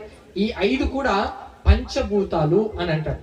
ఇప్పుడు మీరు జాగ్రత్తగా ఆలోచిస్తే ఈ శరీరం ఉంది చూసారా, ఈ శరీరాన్ని దేవుడు పంచభూతాలతో కలిసి చేశాడు. పంచభూతాలను తీసుకొని ఈ శరీరాన్ని చేశాడు. మన వాళ్ళకి చాలా మంది తెలిసింది ఏంటంటే మట్టిని తీసుకొని బొమ్మను చేశాడు అని తెలుసు. లేదు, దేవుడు ఈ ప్రకృతిని అంతటిని కూడా తీసుకొని ఈ పంచభూతాలతో ఈ శరీరాన్ని దేవుడు డిజైన్ చేశాడు. 5 ఎలా ఉన్నాయో మన శరీరంలో చెప్తాను, జాగ్రత్తగా వినండి. ఇప్పుడు మనందరికీ తెలుసు మట్టిని తీసుకొని మనల్ని నిర్మించాడు. కాబట్టి భూమి మ్యాటర్ పదార్థాన్ని వాడుకున్నాడు దేవుడు, మట్టిని తీసుకొని మనల్ని నిర్మించాడు. బాగానే ఉంది. తర్వాత నెక్స్ట్ ఏంటి? ముందు మట్టి, భూమి అయిపోయింది. తర్వాత ఏంటి? గాలి. మనము బ్రతకాలంటే గాలి అవసరం అంటారా వద్దంటారా చెప్పండి. ఒకవేళ నాకు వద్దు అని అనుకుంటే ఒక 2 నిమిషాలు ముక్కు మూసేసుకోండి. మూసుకొని నాకు గాలి వద్దండి, నాకు అవసరం లేదండి అని అంటే ఏమైపోతాడు? పెట్లో పెట్టేసి పంపించేస్తారు. కాబట్టి గాలి అవసరం. అంటే గాలిని మనం శ్వాస పీల్చుకుంటున్నామంటే గాలి అవసరం. అంటే మట్టితో శరీరాన్ని చేశాడు. తర్వాత గాలిని మనకు దేవుడు ఇచ్చాడు. తర్వాత నీళ్ల గురించి ఆలోచిస్తే మన బాడీలో ఎంత ఉందనంటే, మన బాడీలో సుమారుగా 70% నీళ్లు ఉందండి. 70% వాటర్ ఉంది. ఒకవేళ లోపల వాటర్ కనుక లేకపోతే ఏమైపోతుందో తెలుసా? డీహైడ్రేట్ అయిపోతుంది. కిడ్నీలు పాడైపోతాయండి. వాటర్ కనుక లేకపోతే కిడ్నీలు పాడైపోతాయి. మీరు చూడండి, ఒక బండి నడపాలి అని అన్నప్పుడు పెట్రోల్ లేకుండా దాన్ని నడపాలని చూశారని అనుకోండి, బండి ఆగిపోతుంది. దాని తర్వాత ముందుకెళ్ళదు, ఎందుకంటే పెట్రోల్ లేదు కదా. అదే విధంగా ఈ శరీరానికి కూడా దేవుడు వాటర్ అని పెట్టాడు. వాటర్ ఉండాలి, మనం ఎక్కువగా వాటర్ తీసుకోవాలి. ఒకవేళ వాటర్ లేదని అనుకోండి, బాడీలో ఏమైపోతుందంటే బాడీ డీహైడ్రేట్ అయినప్పుడు కిడ్నీస్ పాడైపోవడం, లంగ్స్ పాడైపోవడం లాంటివి జరుగుతుంటది. కాబట్టి 70% ఏం పెట్టాడు దేవుడు మన శరీరంలో? నీళ్లను పెట్టాడు. సో ఇప్పుడు ఏమేమి అయిపోయింది చెప్పండి? మట్టి అయిపోయింది, గాలి అయిపోయింది, నీరు అయిపోయింది. ఇప్పుడు నెక్స్ట్ ఏంటి? నిప్పు, అగ్ని ఉంది ఏంటి మన బాడీలో చెప్తాను. మీరు ఎప్పుడైనా చూసారా, నాకు చాలా జ్వరం వచ్చేస్తుందని డాక్టర్ గారు కొంచెం చూడండి అని అంటే, అవునా కొంచెం నోరు తెరు అని అంటాడు. అని తెరుస్తాడు. తెరవగానే ఏం చేస్తాడు? థర్మామీటర్ ఒకటి లోపల పెడతాడు. కాసేపు నోరు మూసుకొని అంటాడు. అలా కొద్దిసేపు అయిన తర్వాత టైం చూసుకొని మరలా తీసి చూసి అయ్యో 101 డిగ్రీ అని అంటాడు. 101 డిగ్రీ అని అంటాడు. అంటే ఎంత ఉండాలి? ఇది 98.4 ఫారెన్హీట్ సెల్సియస్ అంత ఉండాలి. వేడి అంత ఉండాలి. ఒకవేళ వేడి ఎక్కువైపోతే ఏమైపోతుంది? అయ్యో డాక్టర్ గారు కాపాడండి అని చెప్పి అంటుంటాడు మనిషి కదా. అంటే వేడి ఎక్కువైపోయినా మనిషి శరీరము తట్టుకోదు. ఒకవేళ వేడే లేదనుకోండి, చూస్తాడు, చేయి చూస్తాడు, వేడి లేదు, చచ్చిపోయాడు, పెట్లో పెట్టేయండి, పంపించేయండి అని అంటుంటారు. అంటే వేడి లేకపోతే మనిషి శరీరం ఇంకా ఉండదండి, బతకదండి. కాబట్టి శరీరంలో దేవుడు ఏముంచాడు? అగ్నిని ఉంచాడు పిల్లలు. శరీరంలో అగ్నిని ఉంచాడు. 98.4 ఫారెన్హీట్ సెల్సియస్ ఆ వేడి బాడీలో ఉంది. దానికంటే ఎక్కువైనా మనిషి తట్టుకోలేడు, తక్కువైనా మనిషి తట్టుకోలేడు. ఇప్పుడు ఎన్ని అయిపోయినాయండి? 4 అయిపోయింది. భూమి, గాలి, నీరు, అగ్ని అయిపోయింది. నెక్స్ట్ మిగిలిపోయింది ఏంటి? ఆకాశం, స్పేస్. మొత్తం స్పేస్ మిగిలిపోయింది. దేవుడు ఏం చేశాడు తెలుసా? ఎంత అందంగా దేవుడు మన శరీరాన్ని డిజైన్ చేశాడంటే అన్ని పనులు చేసుకోవడానికి దేవుడు అక్కడక్కడ ఖాళీ స్పేస్ ని వదిలేడు. మీరు ఉదాహరణకు ఆలోచిస్తే ఇప్పుడు ఈ చెయ్యి ఉంది, ఎలా ఉందండి చెయ్యి? ఈ నుంచి ఇటు వరకు ఉంది కదా. ఇప్పుడు నేను అడుగుతాను, చెప్పండి, ఇక్కడి నుంచి ఇక్కడ వరకు ఎక్కడైనా స్పేస్ ఉందా? లేదు. ఎక్కడ పెట్టాడు తెలుసా? ఇక్కడ పెట్టాడు దేవుడు, ఇక్కడ పెట్టాడు. ఇక్కడ ఈ స్పేస్ ఉండడం వల్లనే, ఎముక స్పేస్ పెట్టడం వల్లనే నేను చెయ్యి ఇలా అనగలుగుతున్నాను, ఇలా అనగలుగుతున్నాను. అంటే దేవుడు ఏం చేశాడు? ఇక్కడ స్పేస్ పెట్టాడు. ఒకవేళ స్పేస్ లేదనుకోండి, చెయ్యి ఎప్పుడు ఇట్టే ఉంటది అంతే, ఇంకేం ఉండదు. చెయ్యి ఎప్పుడు ఇట్టే ఉంటది. అంటే దేవుడు ఏం చేశాడు? ఇక్కడ స్పేస్ పెట్టాడు. అదే విధంగా ఇక్కడ ఏం చేశాడు? స్పేస్ పెట్టాడు. కాబట్టి దీనిని మనము ఎలా కావాలో అలా తిప్పగలుగుతున్నాం. ఇప్పుడు కాలు ఉంది అనుకోండి, ఇక్కడ ఏం చేశాడు? కాలు మోకాల దగ్గర కాలి ఆకాశం స్పేస్ పెట్టాడు. అది ఉంది కాబట్టే బోనికి మధ్యలో దేవుడు ఆ స్పేస్ పెట్టాడు కాబట్టి వంగగలుగుతున్నాం, లేవగలుగుతున్నాం, కూర్చోగలుగుతున్నాం, పడుకోగలుగుతున్నాం. దేవుడు కనుక ఇక్కడ ఖాళీ పెట్టలేదు అనుకోండి, ఎప్పుడు స్టాండింగే. కూర్చోవడం అనేది ఇంకా ఉండదండి. దేవుడు ఆ ఆకాశం, ఆ స్పేస్ అనేది మన బాడీలో పెట్టాడు. ఇంకా చెప్పాలంటే మన మెడ దగ్గర కూడా దేవుడు ఏం చేశాడు తెలుసా? మంచిగా ఆ స్పేస్ అనేది వదిలాడు కాబట్టి ఇలా కావాలంటే తిప్పుతున్నాం, మన తల ఎలా కావాలంటే అలా మనం తిప్పుతున్నాం. అంటే దేవుడు ఇంత అందంగా ఏం చేశాడంటే మానవ ఆకారాన్ని నిర్మించాడు. సో ఈ పంచభూతాలతో దేవుడు ఏం చేశాడంటే ఈ మానవ శరీరాన్ని దేవుడు నిర్మించాడు. అయితే ఇప్పుడు ఒక మాట, ఈ పంచభూతాన్ని దేవుడు బైబిల్లో ఏమన్నాడంటే ఇది ఒక దేవదూత అని అన్నాడు. ఏంటి చెప్పండి? దేవదూత అని అన్నాడు. చెప్పండి ఏంటది? దేవదూత. ఎలా అంటున్నాం చూడండి ఒకసారి. హెబ్రీయులకు రాసిన పత్రిక చూడండి జాగ్రత్తగా. 11వ అధ్యాయం 14వ వచనం, క్షమించాలి, 1వ అధ్యాయం 14వ వచనం చదువుకుందాం. హెబ్రీయులకు రాసిన పత్రిక 1వ అధ్యాయం 14వ వచనం. వీరందరూ పై వచనంలో అని దూతలలో ఎవరి గురించి అని ఎప్పుడైనా చెప్పనా, వీరందరూ రక్షణ స్వాస్థ్యము పొందుబో వారికి పరిచర్య చేయుటకై పంపబడిన సేవకులైన ఆత్మలు కారా అని అన్నాడు. అంటే సేవకులైన ఆత్మలంట ఈ పంచభూతాలు. ఇంకా మనం చూడగలిగితే 7వ అధ్యాయంలో ఉంటది, తన దూతలను వాయువులుగాను అంటే గాలిగాను, తన సేవకులను అగ్ని జ్వాలలుగాను చేసుకునేవాడు. అంటే ఇప్పుడు ఈ ప్రకృతిని అన్నిటిని దేవుడు ఏమనంటే వీటిని దాసుడు అని అన్నాడు. దేవుడు ఏమన్నంటే వీటిని దాసుడు, సేవ చేసేవాళ్ళు, అంటే దేవదూత అన్నట్టుగా అన్నాడు. అంటే ఇప్పుడు దీనిని బట్టి ఆలోచిస్తే మన శరీరము ఏంటి అని మనం ఆలోచించినప్పుడు ఈ శరీరము దాసుడు. చెప్పండి, ఈ శరీరం ఎవరు? దాసుడు. గట్టిగా చెప్పండి, ఈ శరీరం ఎవరు? దాసుడు. Very good. ఇప్పుడు లోపల ఆత్మ ఉంది కదా, దేవుడు జీవాత్మను ఊదగా నరుడు జీవాత్మ ఆయన కదా, లోపల ఆత్మను ఊదాడు. ఆత్మ ఎవరో తెలుసా? యజమాని. చెప్పండి, ఆత్మ ఎవరు? యజమాని. ఆత్మ యజమాని, శరీరం దాసుడు. అవునా? చెప్పండి, ఆత్మ యజమాని. చెప్పండి, ఆత్మ యజమాని, శరీరం దాసుడు. ఇప్పుడు ఓనర్ ఎవరు? చెప్పండి, ఓనర్ ఎవరు? ఆత్మ ఓనరు. ఇక్కడ దాసుడు, పని చేసేటోడు ఎవరు? చెప్పండి, శరీరం కదా. ఇప్పుడు నేను ఒక మాట అడుగుతాను, చెప్పండి, దాసుడి మాట యజమాని వింటున్నాడా? యజమాని మాట దాసుడు వింటున్నాడా? నా మాట మీకు అర్థమైందా? నా భాష మీకు అర్థమైందా? నేను బెంగళూరులో పుట్టి పెరిగానండి. నేను తెలుగు నేర్చుకున్నాను కాబట్టి ఎక్కడైనా కొంచెం అటు ఇటు ఉంటే కొంచెం అడ్జస్ట్ చేసుకోండి. కష్టపడి నేర్చుకున్నాను దేవుని కృపను బట్టి, కాబట్టి నా భాషను అర్థం చేసుకోండి. ఇప్పుడు యజమాని మాట దాసుడు వినాలా? దాసుడు మాట యజమాని వినాలా? యజమాని మాటే దాసుడు వినాలి. ఇప్పుడు చెప్పండి, ఆత్మ మాట శరీరం వింటుందా? శరీరం మాట ఆత్మ వింటుందా? ఏంటండి ఇది? ఎవరి మాట ఎవరు వినాలి? ఎవరి మాట ఎవరు వింటున్నారు? దేవుడు ఏమన్నాడంటే ఒక దాసుని పెట్టి, ఒరే నాన్న, ఈ దాసుని ఒక్కని కంట్రోల్ చేయరా, పొరలొక్క నీకు ఇస్తాను. నేను కూర్చున్న మహాసింహాసనం మీద, ధవళమైన మహాసింహాసనం మీద నిన్ను కూర్చోబెడతాను. అయితే నీ శరీరాన్ని నువ్వు జయించాలి, ఈ దాసుని నువ్వు జయించాలి. ఈ శరీరాన్ని నువ్వు జయించిన రోజు సింహాసనం మీద నేను నిన్ను కూర్చోబెడతాను అని దేవుడు ఆ సింహాసనం మీద కూర్చోబెట్టడానికి శరీరాన్ని ఇచ్చి ఈ శరీరాన్ని జయించు అని అన్నాడు. కానీ ఏమైందంటే మొత్తం రివర్స్ అండి. యజమాని మాట దాసుడు వినట్లేదు, దాసుడి మాటే యజమాని వింటున్నాడు. ఎంత బాధకరం అండి, ఎంత బాధకరం, ఎంత దౌర్భాగ్యకరం. ఒకసారి ఆలోచించండి. యజమాని మాట కదా దాసుడు వినాలి, ఓనర్ చెప్పినట్టు కదా సర్వెంట్ వినాలి. కానీ ఏంటండి, సర్వెంట్ చెప్పినట్టు ఓనర్ వినడం ఏంటండి? మీ పరిస్థితులు అయితే అలా జరగకూడదు ప్రియులారా. ఆత్మ చెప్పిన మాటే శరీరము వినాలి. శరీరాన్ని నలగొట్టుకోవడం తెలియాలండి. ఆత్మ చెప్పినట్టుగా బ్రతికినప్పుడే సింహాసనం మీద మీరు కూర్చోగలుగుతారు ప్రియులారా. దేవుడు ఆ మాట అన్నాడో లేదో చూడండి. ఆయన కూర్చుని సింహాసనం మీద ఆయన కూర్చోబెట్టుకుంటానని అన్నాడో లేదో బైబిల్లో ఉందో లేదో చూడండి. ప్రకటన గ్రంథం 3వ అధ్యాయం 21వ వచనం చూడండి. నేను జయించి నా తండ్రితో కూడా ఆయన సింహాసనమునందు కూర్చుని ఉండి ఉన్న ప్రకారము జయించు వానిని నాతో కూడా ఇంకొక సింహాసనం వేసి కూర్చోబెట్టేదను. కరెక్టేనా? ఇంకో సింహాసనం వేసి కూర్చోబెట్టేదను. అలాగే ఉందా బైబిల్లో? చదివారా? చూసారా బైబిల్లో ఏముందో? చూడండి, నాతో కూడా నా సింహాసనం అని అన్నాడు ప్రభు. ఇంకో సింహాసనం కాదు. నేను ఒక సింహాసనం మీద కూర్చుంటా, నాయన నీకు ఇంకో సింహాసనం వేస్తాను, ఆ సింహాసనం మీద నువ్వు కూర్చో అని అనలేదు దేవుడు. అక్కడ నా సింహాసనం మీద కూర్చోబెట్టుకుంటాను అని అన్నాడు. ఇప్పుడు చెప్పండి, ఆ సింహాసనం మీద కూర్చోవాలంటే అర్హత ఉండాలంటారా లేదంటారా? చెప్పండి పిల్లలు. కావాలి కదండి.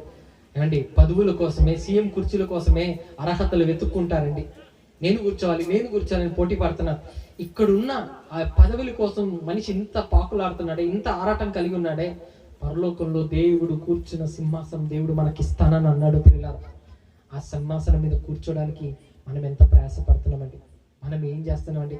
అంటే యజమాని చెప్పినట్టు శరీరం వినాలి కానీ శరీరం చెప్పినట్టు ఆత్మ వినకూడదు పిల్లలు. అలా వినే చాలా మంది తమ జీవితాలను నాశనం చేసుకున్నారండి. చెన్నైలో ఒక సంఘటన జరిగిందండి. ఆ సంఘటన ఏంటంటే, ఒక అమ్మాయి ఒకసారి ఏం చేసిందంటే తన ఫ్రెండ్కి ఫోన్ చేసి అర్జెంటుగా ఇంటికి రా, నీతో మాట్లాడాలని చెప్తే సరే అని చెప్పి ఇంటికి వచ్చిందండి. ఇంటికి వస్తే సరే అని తను కాఫీ ఇచ్చిందండి.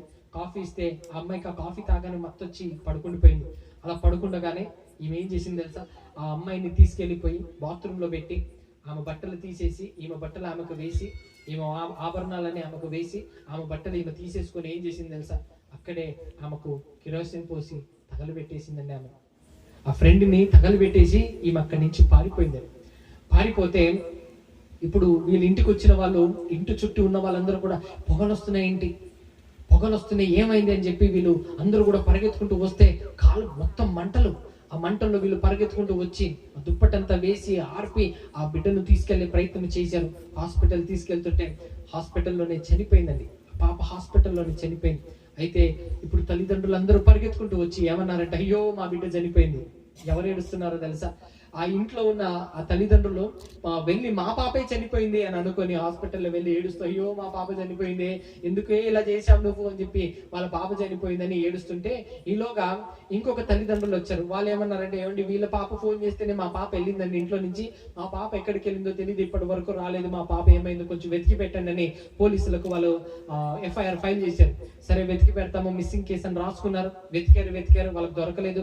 ఈలోగా ఏం జరిగిందనంటే, డాక్టర్స్ ఇంకా కాలిపోయింది కదండి, కాబట్టి పోస్ట్ మార్టం చేయాలని అనుకున్నప్పుడు అప్పుడు వాళ్ళకు ఏం తెలిసిందంటే, ఒక విషయం తెలిసింది. ఫారెన్సిక్ ల్యాబ్ ద్వారా వాళ్ళకి కొన్ని విషయాలు తెలిసింది. ఏంటంటే, మనం అందరం కూడా ఆధార్ కార్డుకి ఏం చేస్తాం చెప్పండి? ఫింగర్ ప్రింట్స్ వేస్తాం కదా. అలా అమ్మాయి ఫింగర్ ప్రింట్ చూస్తే ఆ అమ్మాయి ఈ అమ్మాయి కాదు, చనిపోయిందని అనుకుంటున్న అమ్మాయి కాదు, ఈ అమ్మాయి వేరే అని చెప్పి మిస్సింగ్ కేసు పెట్టారే, ఆ అమ్మాయి ఈ అమ్మాయి అని చెప్పి డాక్టర్స్ చెప్పారండి. చెప్పినప్పుడు తల్లిదండ్రులకి ఈ విషయం ఇన్ఫార్మ్ చేశారు. ఈ అమ్మాయి మీ అమ్మాయి కాదండి, మీ అమ్మాయి వాళ్ళ ఫ్రెండ్ అండి చనిపోయింది అని. అయితే మా అమ్మాయి ఏమైపోయింది అని చెప్పి వీళ్ళు ఆలోచిస్తున్నారు. అయితే వీళ్ళు తల్లిదండ్రులు ఏమో వచ్చి ఒకటే ఏడుస్తున్నారు, అయ్యో మా పాప ఎందుకు చనిపోయింది, మా పాప వాళ్ళ ఇంట్లో ఎందుకు ఆత్మహత్య చేసుకుంటది, మా పాప ఎందుకు చనిపోవాలి అని వీళ్ళు ఎక్కువగా దుఃఖ పెడుతూ ఏడుస్తూ, ఏదో జరిగింది మాకు న్యాయం చేయండి అని అడుగుతున్నారు. పోలీసులకు ఏం అర్థం కాలేదు ఎందుకు ఇదంతా జరిగిందని. తర్వాత ఏం చేశారో తెలుసా? మొత్తానికి ఎవరైతే ఈ అమ్మాయిని కాల్ చేసి పారిపోయిందో అమ్మాయిని వెతికే ప్రయత్నం చేశారండి. మొత్తానికి అమ్మాయి దొరికింది. అమ్మాయి దొరికినప్పుడు తీసుకొచ్చి పోలీస్ స్టేషన్ లో ఇంట్రోగేషన్ చేస్తూ అడిగారు, చెప్పు ఏం జరిగింది, ఎందుకు అమ్మాయిని నువ్వు చంపేశావు, ఏం జరిగింది అని అంటే, అప్పుడు అంటుంది, మా ఇంట్లో వాళ్ళు బలవంతంగా నాకు వేరే పెళ్లి చేయాలని అనుకున్నారు, వేరే వివాహం చేయాలని అనుకున్నారు, నాకు ఇష్టం లేని వివాహం చేయాలని అనుకున్నారు.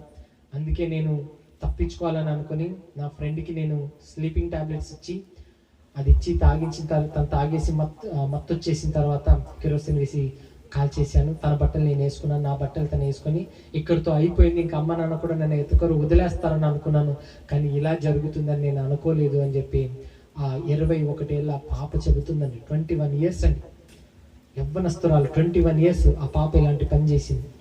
చూడండి, ఈ శరీర సుఖం కోసం అవసరమైతే అవతల వాడి ప్రాణం పోయినా పర్వాలేదు, నేను బాగుండాలి అని అనుకునే దిక్కుమాలిన శరీరం అండి ఇది. అవతల వాళ్ళు ఏమైపోయినా పర్వాలేదు, నేను సంతోషంగా ఉండాలని అనుకునే శరీరం అండి ఇది. ఆ శరీరం మాట వినడం వల్ల చూడండి ఎంత భయంకరమైన నీచమైన పాపము చేసిందో. ఈరోజు ఎక్కువ మంది ఎందుకండి దాసోహలు అయిపోతున్నారు? ఎందుకు ఎక్కువగా వ్యభిచారాలు జరుగుతున్నాయి? ఎందుకు ఎక్కువగా అక్రమ సంబంధాలు జరుగుతున్నాయి? ఎందుకు ఎక్కువగా నీచమైన కార్యాలు మనుషులు చేస్తున్నారని అంటే, ఇదిగో ఈ శరీరం సుఖం కోసమే ఆలోచిస్తున్నారు. కానీ నీకు అర్థం కాని విషయం ఏంటంటే, రేపు ఈ శరీరమే నీ మీద సాక్ష్యం ఇవ్వబోతుంది. ఈ శరీరమే నీ మీద సాక్ష్యం ఇవ్వబోతుంది. ఏ పంచభూతాలను అయితే చేసి ఇది సాక్ష్యం అని అన్నాడో, రేపు ఆ పంచభూతాలతో చేయబడిన నీ శరీరమే దేవుని దగ్గర సాక్ష్యం ఇస్తుంది. ప్రభువా, నేను తొందర పెడితే తప్పు చేసేసాడు ప్రభా, ఏసే ప్రభు ఇంకా 2 దెబ్బలు ఏమని నీ శరీరమే నీకు సాక్ష్యం ఇస్తుంది. ఆ రోజు వస్తుందండి మీకు కోపం, ఆ రోజు వస్తుందండి మీకు బాధ. అదేంటి? నిన్ను సుఖపెట్టడానికే కదా, నిన్ను సంతోష పెట్టడానికే కదా ఇవన్నీ చేశానంటే, నేను దాసుని, నా మాట నువ్వెందుకు విన్నావు? నా మాట నువ్వెందుకు విన్నావు? నువ్వు చెప్పినట్టు నేను వినాలి, కానీ నేను చెప్పినట్టు నువ్వు వింటే ఇలాంటి పరిస్థితులు ఉంటాయి. అందుకే బైబిల్ ఒక మాట ఉంటుందండి, భూమి తట్టుకోలేనివి కొన్ని ఉన్నాయంట. అదేంటో ఒకసారి చూడండి.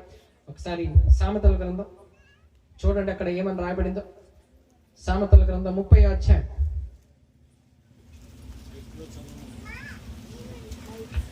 సామెతల గ్రంథం 30వ అధ్యాయం 21వ వచనం. భూమిని వణికించినవి 3 కలవు, అది మోయలేనివి 4 కలవు. అవేవనగా రాజరికమునకు వచ్చిన, చాలండి, భూమి మోయలేనివి ఉన్నాయంట. అదేంటంటే రాజరికమునకు వచ్చిన దాసుడు. ఒక దాసుడు రాజు అయితే భూమి ఏం చేయదంట? మోయలేదంట. ఏమండి? శరీరం దాసుడు అండి. ఈ దాసుడైన శరీరము ఆత్మ అయిన యజమాని మీద ఇతను రాజుగా కూర్చున్నాడు అనుకోండి. ఇతను శరీరము దాసుడు, ఆత్మ యజమాని కదా. అలాంటి ఈ శరీరము రాజుగా, ఆత్మ మీద రాజుగా, ఈ దాసుడు రాజుగా కూర్చుంటే భూమి ఏం మోయలేదంట. భూమి అంటదంట, ప్రభువా నువ్వేమో నీ పిల్లలు అన్నావు, కానీ వీళ్ళు శరీరానికి లోబడిపోయారు కానీ ఆత్మకు కాదు ప్రభువా. కాబట్టి ఇలాంటి వాడిని నేను మోయలేకపోతున్నాను, వీళ్ళు నీ పిల్లలు కాదు అని అంటుందంట భూమి.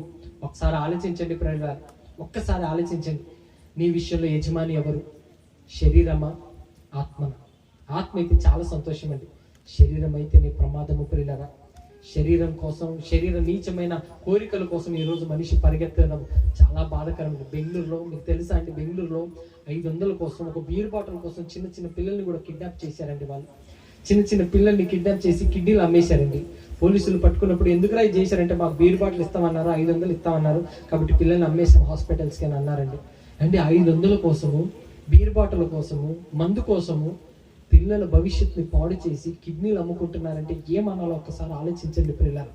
ఎందుకు మనిషి ఇలా తయారైపోయాడంటే, శరీరంలో పుట్టే ప్రతి కోరికను తీర్చుకోవాలని అనుకున్నాడు. చూసారా?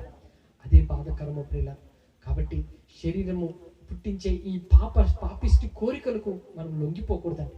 ఇలాంటి వాటికి మనము బానిసలము కాకూడదు ప్రియులారా. శరీరము ఎప్పుడు ఓడిపోవాలి, నలిగిపోవాలండి. ఆత్మే యజమానిగా ఏలాలి. అందుకే ఈరోజు దేవుడు నీతో మాట్లాడుతున్నాడు. ఇదిగో ఆత్మే ఓనర్గా, యజమానిగా ఉంటూ మీ అందరి మీద ఏలిక చేయాలి. ఆత్మ మాత్రమే ఏలిక చేయాలి, కానీ శరీరం కాదు. ఈసారి ఎప్పుడైనా శరీరం తొందర పెట్టిందా? ప్రార్థన ద్వారా దానిని జయించండి. శోధన వస్తున్నాయి, ఏం చేయాలని అంటే దేవుడు అన్నాడు, శోధన వస్తుంటే మీరు శోధనలో ప్రవేశించకుండా ఉండినట్లు మీరు ఏం చేయండి? హాయిగా నిద్రపోండి, హాయిగా టీవీలు చూసుకుంటూ కూర్చోండి, హాయిగా మీకు నచ్చిన పనులు చేసుకోండి. అంతే కదండి? మెలకుగా ఉండి ప్రార్థన చేయండి ప్రియులారా. ప్రభువా నాకు ఈ శోధన వస్తుంది, నేను జయించలేకపోతున్నాను. ప్రార్థన చేయండి, దేవుడు సహాయం చేస్తాడు. ఆ యొక్క భయంకరమైన ఊబిలో నుంచి దేవుడు మిమ్మల్ని బయటికి తీసుకొస్తాడు. ప్రార్థన చేయరు, ఏమి చేయరు, కానీ పాపం నుంచి బయటికి రావాలి. ఎలా సాధ్యమవుతుంది చెప్పండి? ప్రార్థన చేయాలి ప్రియులారా. దేవుడు నిన్ను పుట్టించుకున్నాడంటే ఒక సంకల్పం ఉందండి. దేవుడు నిన్ను నిలబెట్టుకున్నాడంటే ఒక సంకల్పం ఉందండి. ఆ సంకల్పం చొప్పున మీరు బ్రతికి ఆయన చిత్తాన్ని ఎరిగి మీరు ముందుకు వెళ్ళినప్పుడే దేవుని ఉద్దేశాలని ఈ లోకంలో మీరు నెరవేర్చగలుగుతారు ప్రియులారా. నా జీవితంలో జరిగిన ఒక చిన్న సంఘటన చెప్పి నేను ముగించేస్తాను. ఆ సంఘటన ఏంటంటే, జనవరి నెలలో 2021 అండి. ఆ టైంలో నేను ఇటువైపు రాజమండ్రికి మీటింగ్స్ వచ్చాను. దగ్గర 15 రోజులు వరుసగా మీటింగ్లు ఇచ్చుకున్నానండి. సో ఈ 15 రోజులు నేను కారులో వెళ్ళాను, నేను, నా సతీమణి, ఇంకొక సహోదరుడు అనమాట. సో చాలా ప్రాంతాలకు వెళ్ళి మీటింగ్స్ ముగించుకొని ఇంటికి వెళ్తున్నాను. రాజమండ్రి నుంచి బయలుదేరాను మధ్యాహ్నం 1 గంటకు. రాజమండ్రి ముగించుకొని అక్కడి నుంచి నేను సభలు ముగించుకొని అక్కడి నుంచి నేను ఇంటికి వెళ్తున్న సమయంలో ఏం జరిగిందంటే, ఇంకో గంట అయిపోతే నేను ఇంటికి వెళ్ళిపోతాను. అది హైవే, బెంగళూరు బార్డర్ హైవే అండి అది. సో చాలాసార్లు నేను తిరిగేవాడిని, చాలాసార్లు వెళ్ళేవాడిని కాబట్టి నాకు బాగా అవగాహన ఉందండి ఆ ఏరియా.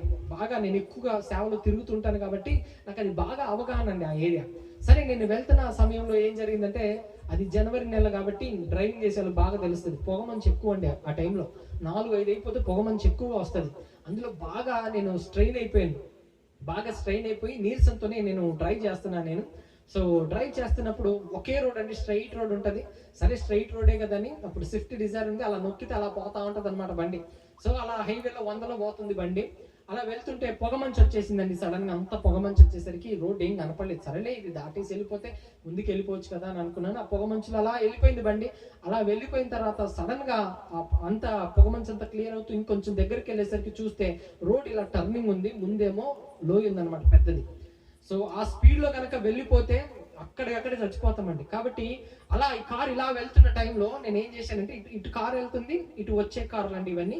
సో అలా వెళ్తున్న టైంలో దగ్గరకు వచ్చి చూశాక పెద్ద లోయిందని తెలిసేసరికి 100 స్పీడ్లో సడన్ గా స్టీరింగ్ తిప్పేశానండి.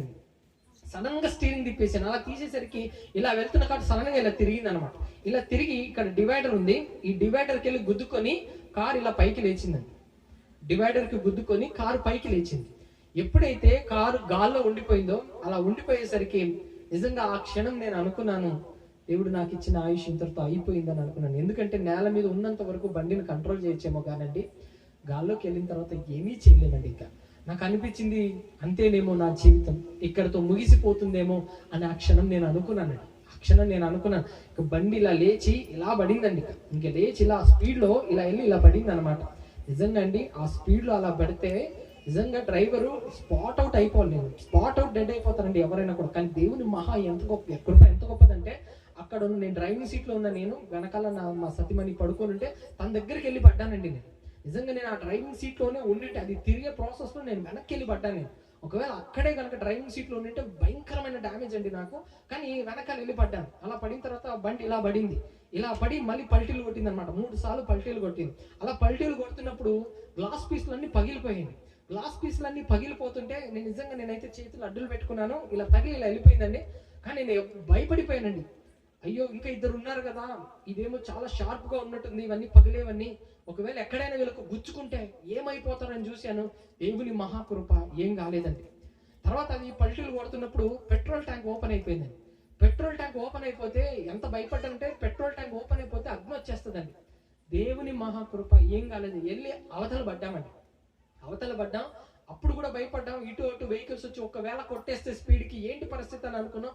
దేవుని మహాకృప, ఏ వెహికల్స్ రాలేదండి. వెళ్ళి బండి ఇలా రివర్స్ ఇలా పడిపోతే ఇప్పుడు చాలాసేపు డోర్ తీయడానికి చూసాము, అవ్వలేదు. సో ఒక 10 నిమిషాలు కారులో ఉండిపోయాము. తర్వాత వాటన్నింటిని బద్దలు కొట్టుకొని బయటకు వచ్చామన్నమాట.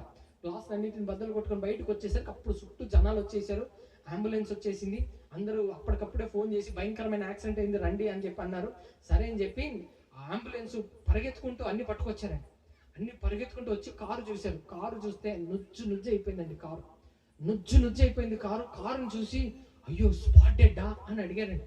చచ్చిపోయారు అందరూ, స్పాట్ డెడ్డా అని అడిగితే ఆ జనంలో మేము నిలబడి ఉంటే వాళ్ళండి లేరండి వీలే అంటండి అని చెప్తే వాళ్ళు పై నుంచి కింది వరకు చూశారండి. నిజంగా ఒక మాట చెప్పనా, మేము 3 ఉన్నామండి, మా 3లో ఏ ఒక్కరికి చిన్న దెబ్బ కూడా తగలలేదండి. అంత భయంకరమైన యాక్సిడెంట్. మీరు యూట్యూబ్లో కొట్టి చూడండి, స్టీఫెన్ బాబ్ యాక్సిడెంట్ అని కొట్టండి, మీకు వీడియో వచ్చేస్తుంది. మీకు నుజ్జు అయిపోయిందండి కారు. కానీ అంత పల్టీలు కొట్టి అలా పడున్నా మా 3లో ఏ ఒక్కరికి ఏం అవ్వలేదు. పై నుంచి కింది దాకా చూసి ఏమని అడిగాడు తెలుసా, మీరు నిజంగా కార్లో ఉన్నారా అని అడిగాడు. నేనేనండి డ్రైవ్ చేసింది, ఇలా జరిగిపోయింది అని అంటుంటే ఆయన ఒక మాట అన్నాడండి. ఆ మాటల్లో ఆ సందర్భంలో ఏమన్నాడు తెలుసా అండి, మేము అసలు ఎలాంటి డెడ్ బాడీలు తీసుకెళ్ళామో తెలుసా, ఒక చిన్న అంపెక్కించి ఊరికి గుద్ది చచ్చిపోయిన వాళ్ళు ఉన్నారు, అలాంటి డెడ్ బాడీస్ తీసుకెళ్ళాము. అతను మా కారు చూశాడండి, కారు మీద దేవుని వాక్యాలు రాసాం కదా, చూసి ఒక మాట అన్నాడు. ఏమన్నాడు తెలుసా, అసలు ఇలాంటి చిన్న యాక్సిడెంట్ అయితేనే చచ్చిపోయిన డెడ్ బాడీస్ తీసుకెళ్ళాము, కానీ ఇంత భయంకరమైన యాక్సిడెంట్ జరిగి ఏమి కాకుండా నిలబడి ఉన్నారంటే మీ దేవుడు గొప్పోడు అని అన్నాడు. ఈ దేవుడే మిమ్మల్ని రక్షించాడు అని అన్నాడు. నిజంగా అన్యుల నోట దేవుడు ఈ మాటను పలికించినప్పుడు చాలు ప్రభా అని అనిపించింది. అందుకే ఒక పాట కూడా రాశాను, చాలయ్యా ఈ జీవితానికి ఇది అని. ఒక పాట ఉంటుంది యూట్యూబ్లో, వీలైతే వినండి. అందరూ విడిచిన అన్ని పోయిన అండగా నీవు నిలిచావయ్యా అనే పాటను రాశాను. అయితే ఆ క్షణంలో వాళ్ళు ఆ విధంగా చెప్పినప్పుడు నిజంగా దేవుని చాలా నేను స్మరించానండి. ప్రభా నిజంగా సజీవ లెక్కలో ఉంచామంటే నీ సంకల్పం ఏదో ఉంది ప్రభా అని ఆ రోజు అనుకున్నానండి. దాని తర్వాత నిజంగా కారు నుజ్జు అయిపోయింది కదా, ఇంటికి వచ్చాము. ఆ వీడియోని యూట్యూబ్లో పోస్ట్ చేసినప్పుడు చాలా మంది సేవకులు చూశారు. చూసి వెంటనే ఫోన్ చేశారు, నాన్న ఏంటన్నది అంత భయంకరమైన యాక్సిడెంట్ ఏంటి అని చెప్పి ఫోన్ చేస్తూ వాళ్ళొక మాట అన్నారు. ఏమన్నారో తెలుసా అండి, నాన్న భక్తుల గురించి బైబిల్లో చదివాం నాన్న, షడ్రక్ మెషక్ అబేద్నెగోల గురించి చదివాం. ఆ రోజు షడ్రక్ మెషక్ అబేద్నెగోలను ఏ విధంగా అయితే దేవుడు మరి అగ్నిగుండంలోకి వెళ్ళినా ఏం కాకుండా 4వ వాడిగా దేవుడు కాపాడాడో, అదే విధంగా 4వ వాడిగా కారులో దేవుడే ఉండి మిమ్మల్ని కాపాడాడు అని అన్నారు. అప్పుడు అనిపించింది నిజంగా దేవుడు లేకపోతే మనం ఎలా బ్రతుకుతామండి. దేవుడు నిలబెట్టుకోవాలని అనుకుంటే ఎన్ని శోధనలు వచ్చినా, ఎన్ని ఇబ్బందులు వచ్చినా దేవుడు మనల్ని కాపాడుతాడు ప్రియులారా. ఆ రోజు అనిపించింది ప్రభు నాకు మరొక జీవితం ఇచ్చాడు. నిజంగా చావు అంచుల్లోనికి తీసుకొచ్చాడంటే ఆయన సంకల్పం నా పట్ల ఇంకా ఉంది, అది నెరవేర్చాలి. అది నెరవేర్చడం కోసమే ఈ రోజుకి పరిగెత్తుతున్నాను ప్రియులారా. దేవుని వాక్యాన్ని ప్రకటించాలి, అనేకులు దేవుని దగ్గర అవ్వాలి, అనేకులు దేవుని కొరకు జీవించాలి. అలా జీవించిన రోజు అది నా గెలుపుగా ఉంటుంది, ప్రభు కోసం నేను చేసిన సాధనంగా ఉంటుంది. కాబట్టి గెలిపించడానికి కోసం, అనేక ఆత్మల్ని రక్షించడం కోసం ఆ రోజు నుంచి మొదలుపెట్టిన పరుగు ఈ రోజు వరకు ఆపలేదండి. ఈ రోజుకి పరిగెడుతూనే ఉన్నాను. ఈ రోజుకి మీకు తెలుసా, దేవుని పని చేయకుండా, ఒకరికి సువార్త చెప్పకుండా భోజనం కూడా ముట్టుకోనండి నేను. ఎందుకంటే దేవుడు నాకు సజీవ లెక్కలో ఉంచాడంటే అది ఆయన పని చేయడానికి, ఆయన వాక్యం నలుగురికి చెప్పడానికి, ఆయన వాక్యంతో అనేకుల్ని నిలబెట్టడానికి దేవుడు నాకు ఈ ప్రాణాన్ని ఇచ్చాడు. కాబట్టి అది ఆయన కొరికి నేను సమర్పించుకోవాలని ఒక నిర్ణయంతో పరిగెడుతున్నాను. ఈ రోజుకి అదే సేవతో నేను పరిగెడుతున్నాను ప్రియులారా. కాబట్టి దేవుడు మనందరి నుంచి కోరుకున్నది ఒకటే, ఏంటో తెలుసా, రేపు నువ్వు చనిపోయినప్పుడు నీ గురించి ప్రకృతి ఏం తీర్పిస్తుంది ఒక్కసారి ఆలోచించండి. రేపు ఈ ప్రకృతి నీ గురించి ఏం మాట్లాడాలో తెలుసా, ప్రభా మేము చూసాము ప్రభా, ఎప్పుడు నీ సేవ కోసం, నీ పని కోసం తిరిగాడు ప్రభా, ఈ మట్టి నీ గురించి సాక్ష్యం ఇవ్వాలి. ఈ మట్టి అవును ప్రభా నీ వాక్యాన్ని చెప్పుకుంటూ తిరిగాడు ప్రభా, నేనే సాక్ష్యం అని మట్టి రావాలి, రాళ్ళు సాక్ష్యంగా రావాలి. అవును ప్రభా నేను చూశాను ప్రభా, నేను విన్నాను ప్రభా, ఆత్మల్ని రక్షించడం కోసం ఈ పిల్లలు ఎంత తపన పడ్డారో నేను సాక్ష్యం అని రాళ్ళు రావాలి, జలాలు సాక్ష్యంగా ఇవ్వాలి. అవును ప్రభా నీ పని చేయడం కోసం ఎంతగానో ప్రయాసపడ్డారు, ఎంతగానో తమ నల్లగొట్టుకున్నారు, వాళ్ళు ప్రార్థనలు గడిపారు ప్రభా అని చర్చ్ గోడలు సాక్ష్యం ఇవ్వాలి. ప్రభా ప్రతిరోజు నీ సన్నిధికి వచ్చారని నీ చర్చ్ గోడలు సాక్ష్యం ఇవ్వాలి. ప్రతిరోజు నీ సన్నిధిలో ఏడ్చారని, ఆత్మల కోసం నీ కన్నీళ్లు కార్చారని నీ చర్చ్ గోడలు సాక్ష్యం ఇవ్వాలి. మీరు కూర్చున్న కుర్చీలు సాక్ష్యం ఇవ్వాలి. అవును ప్రభా వాక్యం విని స్వీకరించి ఆ రోజు నుంచి తన బ్రతుకులు మార్చుకున్నాడని కూర్చున్న కుర్చీ కూడా సాక్ష్యం ఇవ్వాలి. ఈ ప్రకృతి అంతా నీ గురించి మంచిగా సాక్ష్యం ఇవ్వాలి, కానీ నువ్వు చేసిన తప్పుల గురించి ప్రకృతి సాక్ష్యం ఇవ్వకూడదు. కాబట్టి మీరందరూ కూడా దేవుని కృపలో వర్ధిల్లుతూ మంచి సాక్ష్యాన్ని దేవుని దగ్గర మీరు పొందాలని, ఈ ప్రకృతి అంతా మీరు మరి దేవునికి బిడ్డలాగా మీరు బ్రతుకుతున్నప్పుడు ఈ ప్రకృతి అంతా మీకు మంచి సాక్ష్యం ఇవ్వాలని మనసారా ఆశిస్తూ ఈ మాటలు ముగిస్తున్నాను. చిన్న ప్రార్థన చేసుకుని ముగించుకుందామండి.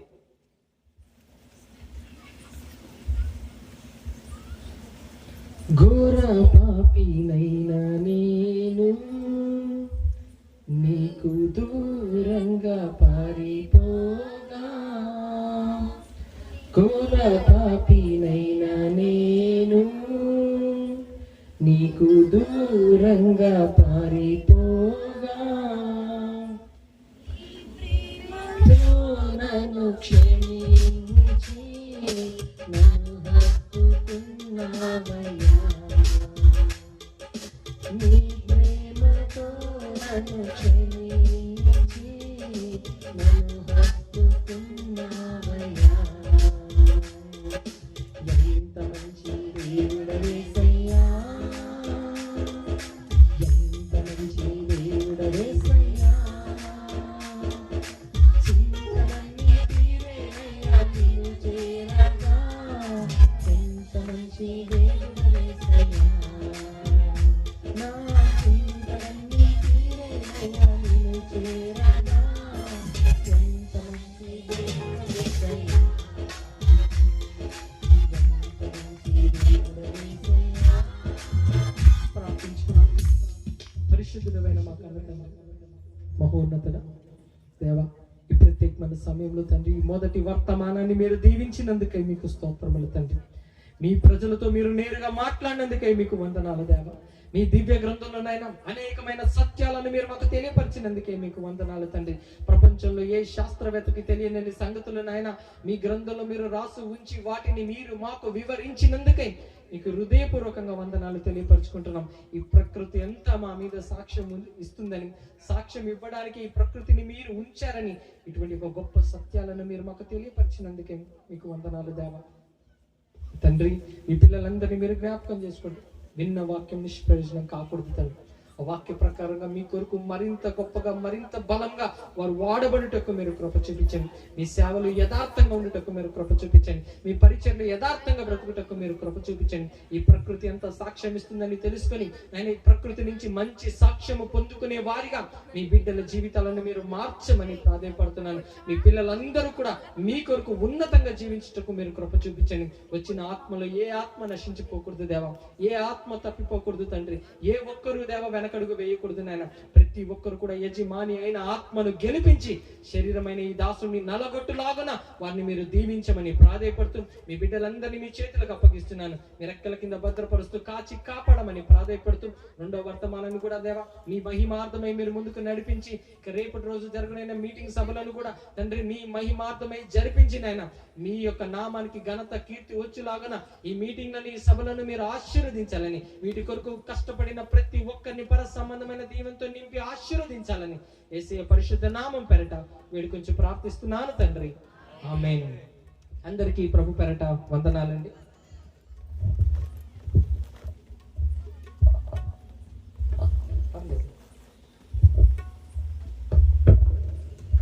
ఇప్పటి వరకు ఎంతో ఖరీదైన మాటలు మనం విన్నాం.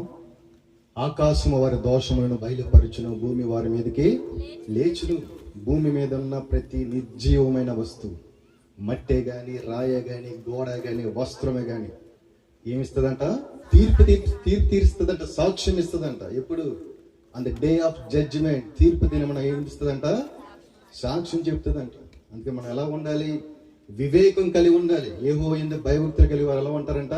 జ్ఞానం కలిగి ఉంటారని చెప్పి దైవసేవకులు చెప్పారు. మనం ఎలా ఉండాలంటే కనుక ఆత్మమైన మనసు కలిగి శరీరానుసార మనసు మనం ఏం చేయాలి? జయించే వారికి మనం ఉండాలి. ఎంతో విలువైన మాటలు, ఖరీదైన మాటలు, భిన్నమైన కోణంలో కూడా దైవజనులు ఎన్నో మర్మాలు చెప్పారు. మరి ఈ రీతిగా మనం బయలుపరిచిన, ఆత్మీయంగా బయలుపరిచిన స్టీఫెన్ బాబు గారికి సంఘం తరపున వందనాలండి. మరొకసారి ఇంత విలువైన ఖరీదైన మాటలు తెలియపరిచిన స్టీఫెన్ బాబు గారు అందరూ కూడా ఒకసారి చప్పట్లతో గౌరవిద్దాం. Thank you brother. ఈ సమయం మందు మరి 2 దినాలుగా మరి ఎంతో ఘనంగా మరి సభలు జరుగుతున్నాయి. ఇంత భారభరితమైన పరిచర్య విషయమే మరి ఈ సమయం మందు కానుకలు ఎత్తబడతాయండి. మరి ఈ సమయం మందు మరి కానుకలు ఎత్తబడే సమయంలో సిస్టర్ లిడియా గ్రేస్ గారు వచ్చి ఒక పాట పాడి దేవిని మహింపరచవలసిందిగా కోరుచున్నాం.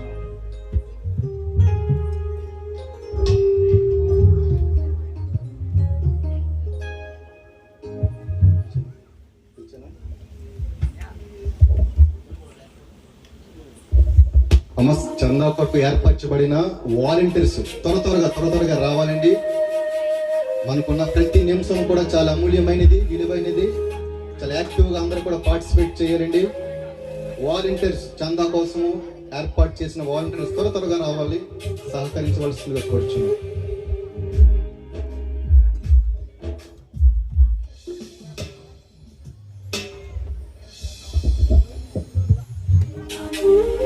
ముందుగా దేవాది దేవునికి నా హృదయపూర్వక వందనాలు. సమయం ఇచ్చిన దైవజనులకి, అలాగే కూడి వచ్చిన మీ అందరికీ నా వందనాలండి. నన్ను బ్రతికించినది నిన్ను స్తుతించుటకే అనే విజయ గీతాలు ఎవరైనా తీసుకోలేని ఎడల దయచేసి ఈ సాంగ్స్ బుక్స్ ని తీసుకోండి, మాతో కలిసి పాడండి. విజయ గీతాలు పుస్తకంలో నుంచి 19వ పాట. కనులే చూసే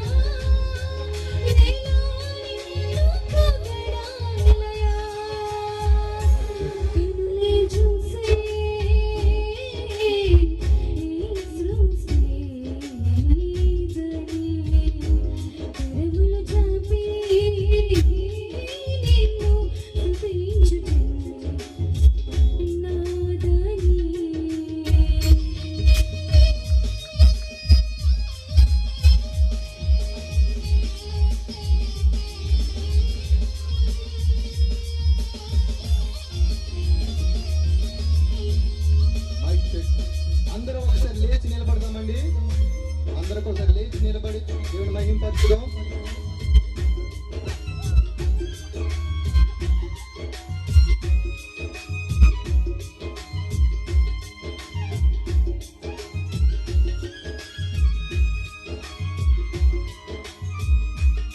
హలో, దయచేసి గమనించండి, ఫోన్స్ ఫోన్ పే స్కానర్ కూడా పెట్టి ఉన్నారు. ఒకవేళ మీరు కానుక మర్చిపోయినా ఆ స్కానర్ మీరు ఉపయోగించుకోవచ్చు. దయచేసి అందరూ గమనించండి.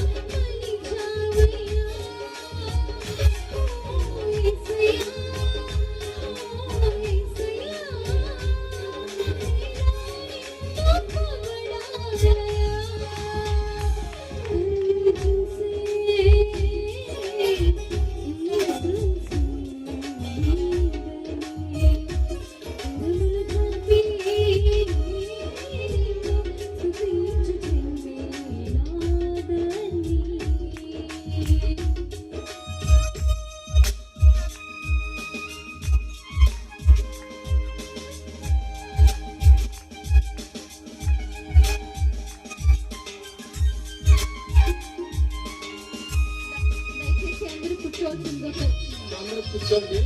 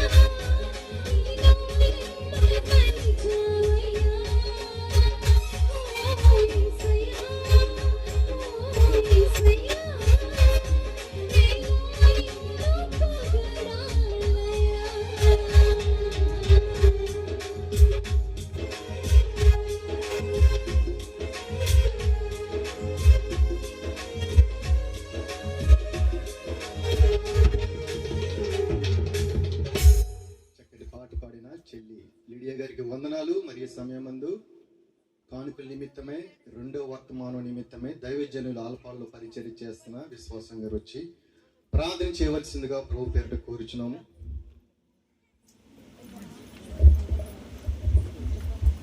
ప్రార్థన చేసుకుందామండి. పరిశుద్ధుడా, ప్రేమ కలిగిన మా ప్రభువా, నీ స్తుతులు, నీకు వందనములు, నీకేమిచ్చి మెరుణం తీర్చుకోలేము.